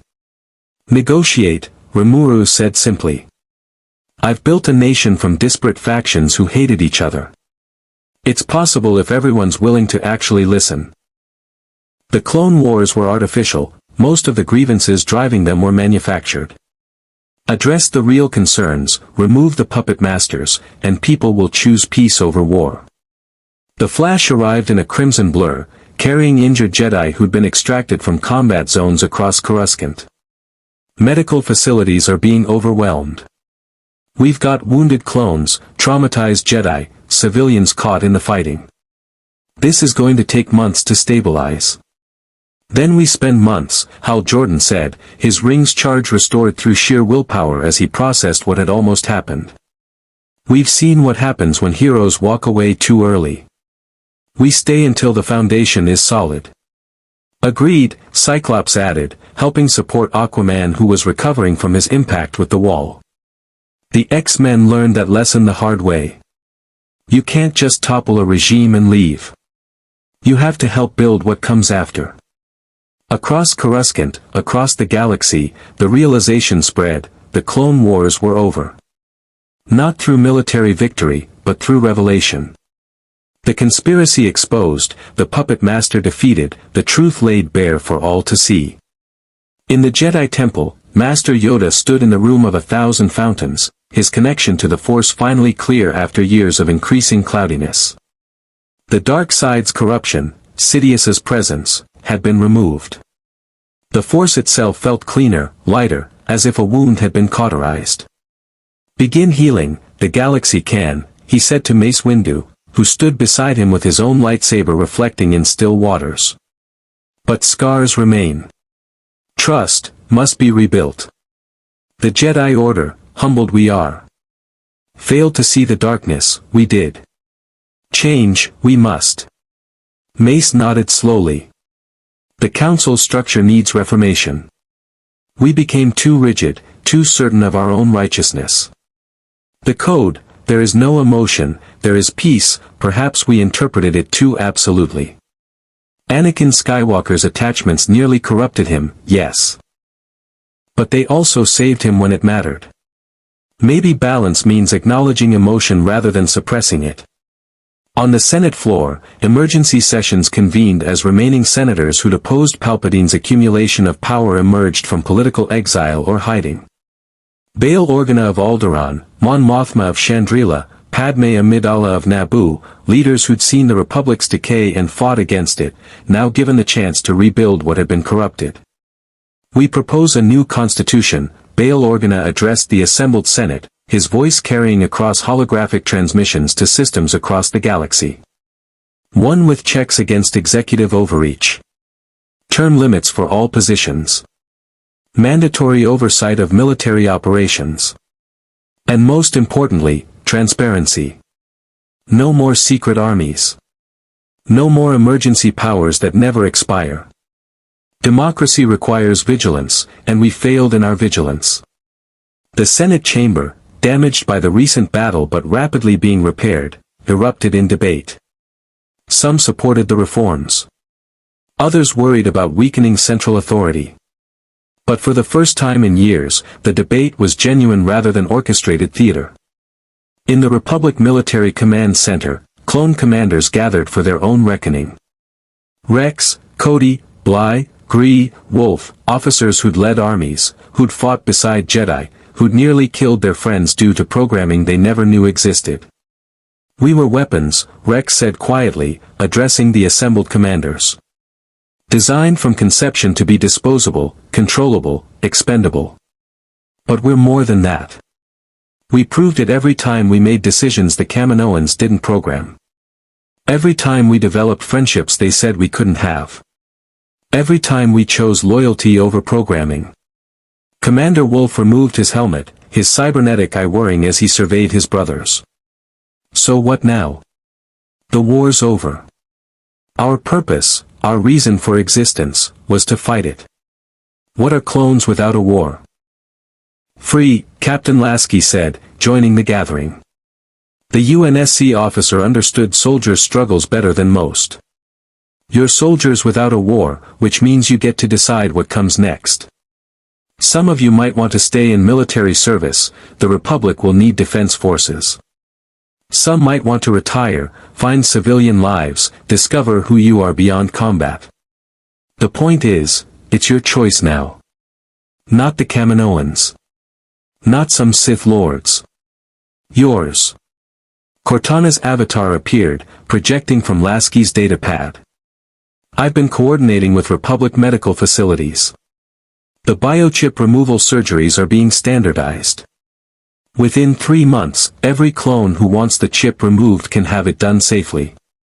You'll be free from even the possibility of that programming activating. And those who died? Commander Bly asked, his voice heavy. Brothers who were killed before we knew the truth. Jedi who fell because their own troops turned on them. How do we reconcile that? Master Chief, who'd been standing silently in the corner, finally spoke. You remember them. You honor their sacrifice by being better than what you were designed to be. I was raised in a program that turned children into weapons. I've lost brothers and sisters to wars that politicians started. The only way to honor them is to ensure their deaths meant something. Build a galaxy where soldiers aren't disposable. Where wars aren't orchestrated for profit. Where people like Palpatine can't manipulate entire civilizations. The silence that followed was profound, not empty, but filled with understanding between warriors across universes. On Christoph Sis, Rimuru stood with his inner circle, watching the sunset over a planet finally at peace. The battle damage was being repaired through combined efforts, Clone Engineering Corps working alongside Geld's Earth manipulation, Republic construction crews guided by Shuna's analytical planning, even Gopta contributing by organizing supply logistics with surprising competence. We should head home soon, Benimura said, though his tone suggested he wasn't entirely certain. The Jura Tempest Federation needs its leadership. We've been gone for days already. Seals maintaining a time dilation effect, Rimuru said absently. We've been gone for approximately 3 hours back home. We've got time. His golden eyes watched Republic and Separatist representatives meeting under neutral arbitration, beginning the difficult work of peace negotiations. Besides, I want to see this through. Make sure they don't backslide into tyranny the moment we leave. Diablo materialized from shadows, his elegant form carrying satisfaction. Master Rimuru, I've been analyzing this universe's force phenomenon. It's fascinating, a fundamental field that connects all living things, yet can be shaped by will and emotion. With your permission, I'd like to study it further. The applications for our own universe could be significant. As long as you don't try to become a Sith Lord, Rimuru said dryly. Please, Master Rimuru. I have standards. Their dark side is pedestrian compared to properly refined demonic corruption. Diablo's smile was razor-thin. Though I admit their capacity for long-term scheming is admirable. A 1,000-year plan executed through generations of apprentices. It almost succeeded. Almost, Shuna corrected. But it failed because they didn't account for outside intervention. That's the problem with insular conspiracies, they optimize for known variables and collapse when faced with unknown ones. Hakuru nodded sagely. A lesson for us as well. The Jura Tempest Federation must remain open to unexpected developments. Rigidity breeds vulnerability. Speaking of unexpected developments, Ranga's telepathic voice rumbled, the massive wolf in his compressed form, the Justice League has asked if we'd be willing to exchange information about our respective universes. The Green Lantern in particular is fascinated by ultimate skills. Tell them yes, Rimuru decided. Cross-dimensional knowledge sharing could benefit everyone. Though I'd keep some secrets, no need to give every universe access to reality warping techniques. In the negotiators' conference room, the Justice League held their own debriefing. Superman sat at the head of the table, his cape still scorched but his expression thoughtful.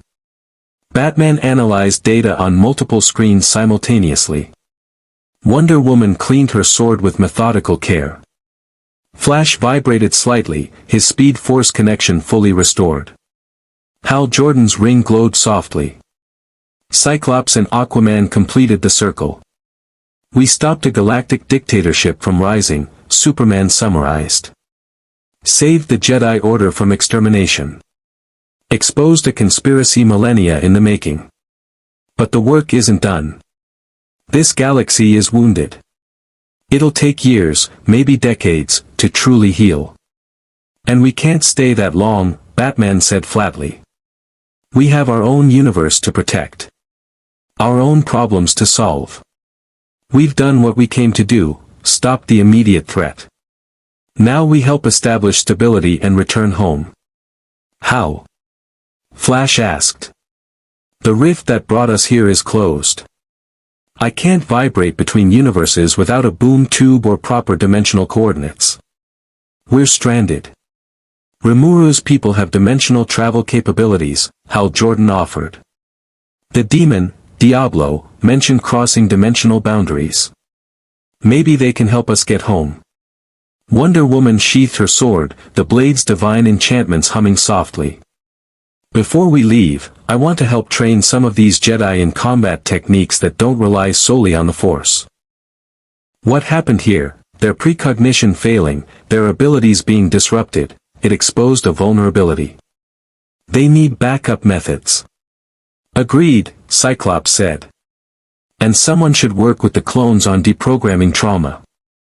They've been through psychological warfare most soldiers never face. The X-Men have experience with mental conditioning, we can share techniques. I'll coordinate with their historians," Batman added. "Document everything about Palpatine's conspiracy. How it was built, how it almost succeeded, what warning signs were missed. Future generations need to know what to watch for." Aquaman leaned back, still looking uncomfortable on a planet with no oceans.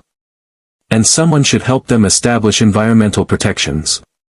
This planet is entirely urbanized. That's not sustainable.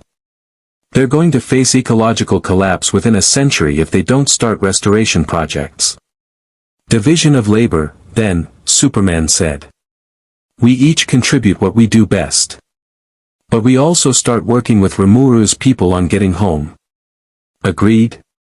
The Justice League nodded in unison, heroes understanding that sometimes saving the day meant the long, difficult work that came after the dramatic battle. On the Infinity's bridge, Master Chief and Cortana reviewed strategic assessments while Captain Lasky coordinated with Republic military leadership on standardizing clone trooper biochip removal procedures across the fleet. "Chief," Cortana said quietly, her avatar appearing beside him, "I've been analyzing this universe's technological base. They have faster-than-light travel, energy weapons, artificial gravity, but their computer systems are centuries behind UNSC standards. Their AI development is non-existent. If I wanted to, I could rewrite their entire digital infrastructure." "But you won't," Chief stated rather than asked. "But I won't," Cortana confirmed. "Because that would make them dependent on technology they don't understand. We don't want to be the UNSC imposing our way on another civilization. We want to help them rebuild their own way." "Lessons learned from the insurrection," Chief observed. "Forced integration breeds resentment. Collaborative development builds trust." "Exactly. So I'm sharing basic cybersecurity protocols, helping them establish democratic safeguards in their networks, but leaving the actual implementation to them. Their civilization, their rules, their future." Captain Lasky turned from his command console. "Speaking of futures, Cortana, what are our chances of getting home?" The AI's expression turned uncertain, which was itself unusual. "Unknown. The dimensional rift was a one-way phenomenon. I've been studying the energy signatures, consulting with Rimuru's seal. She's remarkably sophisticated for what she claims is an ultimate skill, and we think we can recreate the rift. But it requires massive energy expenditure. More than the Infinity's reactors can generate. How much more? Approximately the output of a small star for 3.7 seconds. So we need a Death Star-level power source, Lasky said dryly. Great. Those aren't exactly lying around. Actually, Cortana's avatar brightened, there might be an alternative. This galaxy has hyperspace technology, accessing an alternate dimension for faster-than-light travel. If we can tap into hyperspace energy and redirect it through a dimensional matrix that Rimuru's people help configure, we might be able to generate enough power to tear open a return portal. Master Chief's helmet turned toward the viewport, watching Coruscant's endless cityscape. How long? 3 weeks. Maybe a month. We need to coordinate with multiple scientific disciplines, Republic physicists, Jedi Force experts who understand dimensional phenomena, Rimuru's reality warping specialists, and my own programming. It's possible, Chief. We can go home. Good, the Spartan said simply. This galaxy needs to stand on its own. We can't do that for them. 3 days later, in a ceremony broadcast across the entire Republic, Interim Chancellor Bail Organa formally dissolved the emergency powers that Palpatine had accumulated. The Clone Wars were officially ended through diplomatic proclamation. Separatist systems were offered amnesty and representation in a reformed Senate. The Jedi Order publicly acknowledged its failures and pledged reform. And standing among the crowd, watching history being rewritten, stood representatives from 3 universes who'd accidentally become saviors. Superman, his cape repaired and his Kryptonian symbol gleaming in Coruscant's sun. Master Chief, his Mjolnir armor a reminder that heroism took many forms.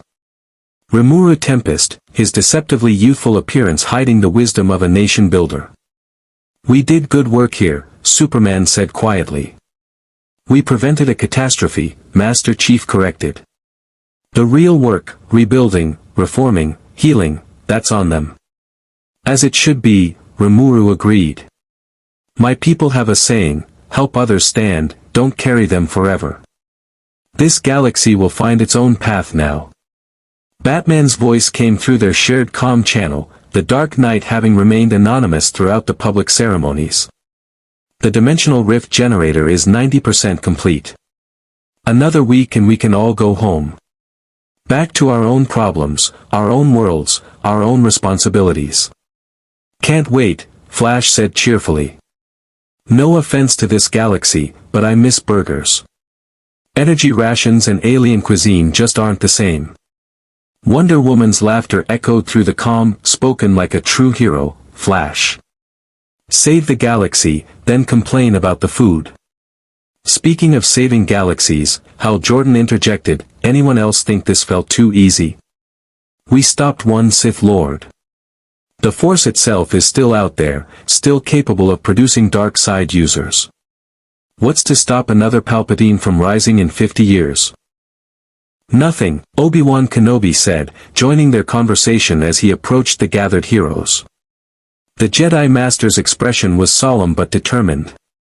That's the nature of the Force, eternal balance between light and dark. What we've built here isn't permanent victory. It's a chance. An opportunity for this generation to do better, be better, leave a stronger foundation for the next. And maybe, generations from now, the Jedi will have learned enough that the next dark side threat won't come so close to succeeding. Anakin stood beside his master, scarred but unbroken. And if it does, we'll face it. Not as pawns in someone else's game, but as conscious defenders of what matters. You all taught us that, Superman's unwavering morality, Master Chief's tactical pragmatism, Rimuru's nation-building wisdom, Batman's investigative tenacity. We'll remember these lessons. Just don't forget the most important one, Rimuru said, his golden eyes carrying weight beyond his apparent age. Power without compassion is tyranny. Compassion without power is meaningless. You need both, balanced, to truly protect what matters. As Coruscant's sun set over a galaxy beginning its long journey toward healing, the heroes from 3 universes stood together one final time. Soon they would return to their own realities, their own battles, their own responsibilities. But they would leave behind something invaluable, proof that even the deepest darkness could be overcome when heroes refused to surrender to despair. The Clone Wars had ended not through military might alone, but through the simple truth that conspiracies, no matter how elaborate, eventually met warriors who refused to be manipulated. And the galaxy far, far away would never forget the strangers who'd arrived through a dimensional rift and changed everything. The dimensional rift generator activated exactly 23 days after the Battle of Coruscant. Its massive energy requirements finally met through a hybrid system combining Republic hyperspace technology, UNSC reactor cores, Rimuru's magical-to-energy conversion matrices, and Green Lantern ring power channeled through Hal Jordan's willpower. The result was a stable portal connecting 3 universes, a temporary bridge that would collapse once the travelers passed through. The UNSC Infinity departed first, its massive hull passing through the rift with Master Chief standing on the bridge beside Captain Lasky and Cortana. The Spartan had said his goodbyes with characteristic brevity, a handshake with Rex, a nod to Obi-Wan, and simple words to Anakin, "Stay true to what matters. Don't let anyone make you into a weapon." The Justice League followed, each member pausing at the threshold to offer final words. Superman embraced several Jedi, his Kryptonian strength gentle despite his power. Wonder Woman gifted her backup sword to a young Padawan who'd lost her master during Order 66's brief activation. Batman left behind encrypted files containing every strategic analysis, every tactical assessment, every warning sign future generations should watch for. The Flash hugged everyone, his enthusiasm infectious even in farewell. Hal Jordan's ring saluted the assembled crowd with an emerald construct of the Republic symbol. Cyclops and Aquaman offered soldiers acknowledgments to clone commanders who'd become friends. Rimuru's departure was most theatrical, his entire inner circle gathering for a formal farewell that involved entirely too many speeches from Shuna about cross-dimensional cooperation and Diablo waxing philosophical about the nature of power across universes. Rimuru challenged several Jedi to duels, whenever dimensional barriers permit, and Hakuru left behind treatises on sword techniques that would revolutionize lightsaber forms. Geld coordinated with Republic engineers on urban reconstruction projects. Even Gobta managed to befriend a clone trooper squad who appreciated his unexpectedly competent approach to logistics. "Until we meet again," Rimuru said to Obi-Wan, Anakin, and the assembled Jedi Council. "If you ever need help, really need it, SEAL can detect dimensional disturbances across universes. Send a strong enough signal through the Force, and we'll know. Maybe we can reopen the bridge." "May the Force be with you," Yoda said, his ancient eyes twinkling with something approaching hope. "And may you be with the Force, young slime. Changed this galaxy's destiny, you have. Grateful, we are." The portal closed with a thunderclap of released energy, leaving behind a galaxy forever altered by 23 days of intervention from beyond the stars. Years later, historians would debate what would have happened without the dimensional travelers. Would Palpatine have succeeded? Would the Jedi Order have been destroyed? Would the galaxy have suffered under Imperial rule for decades?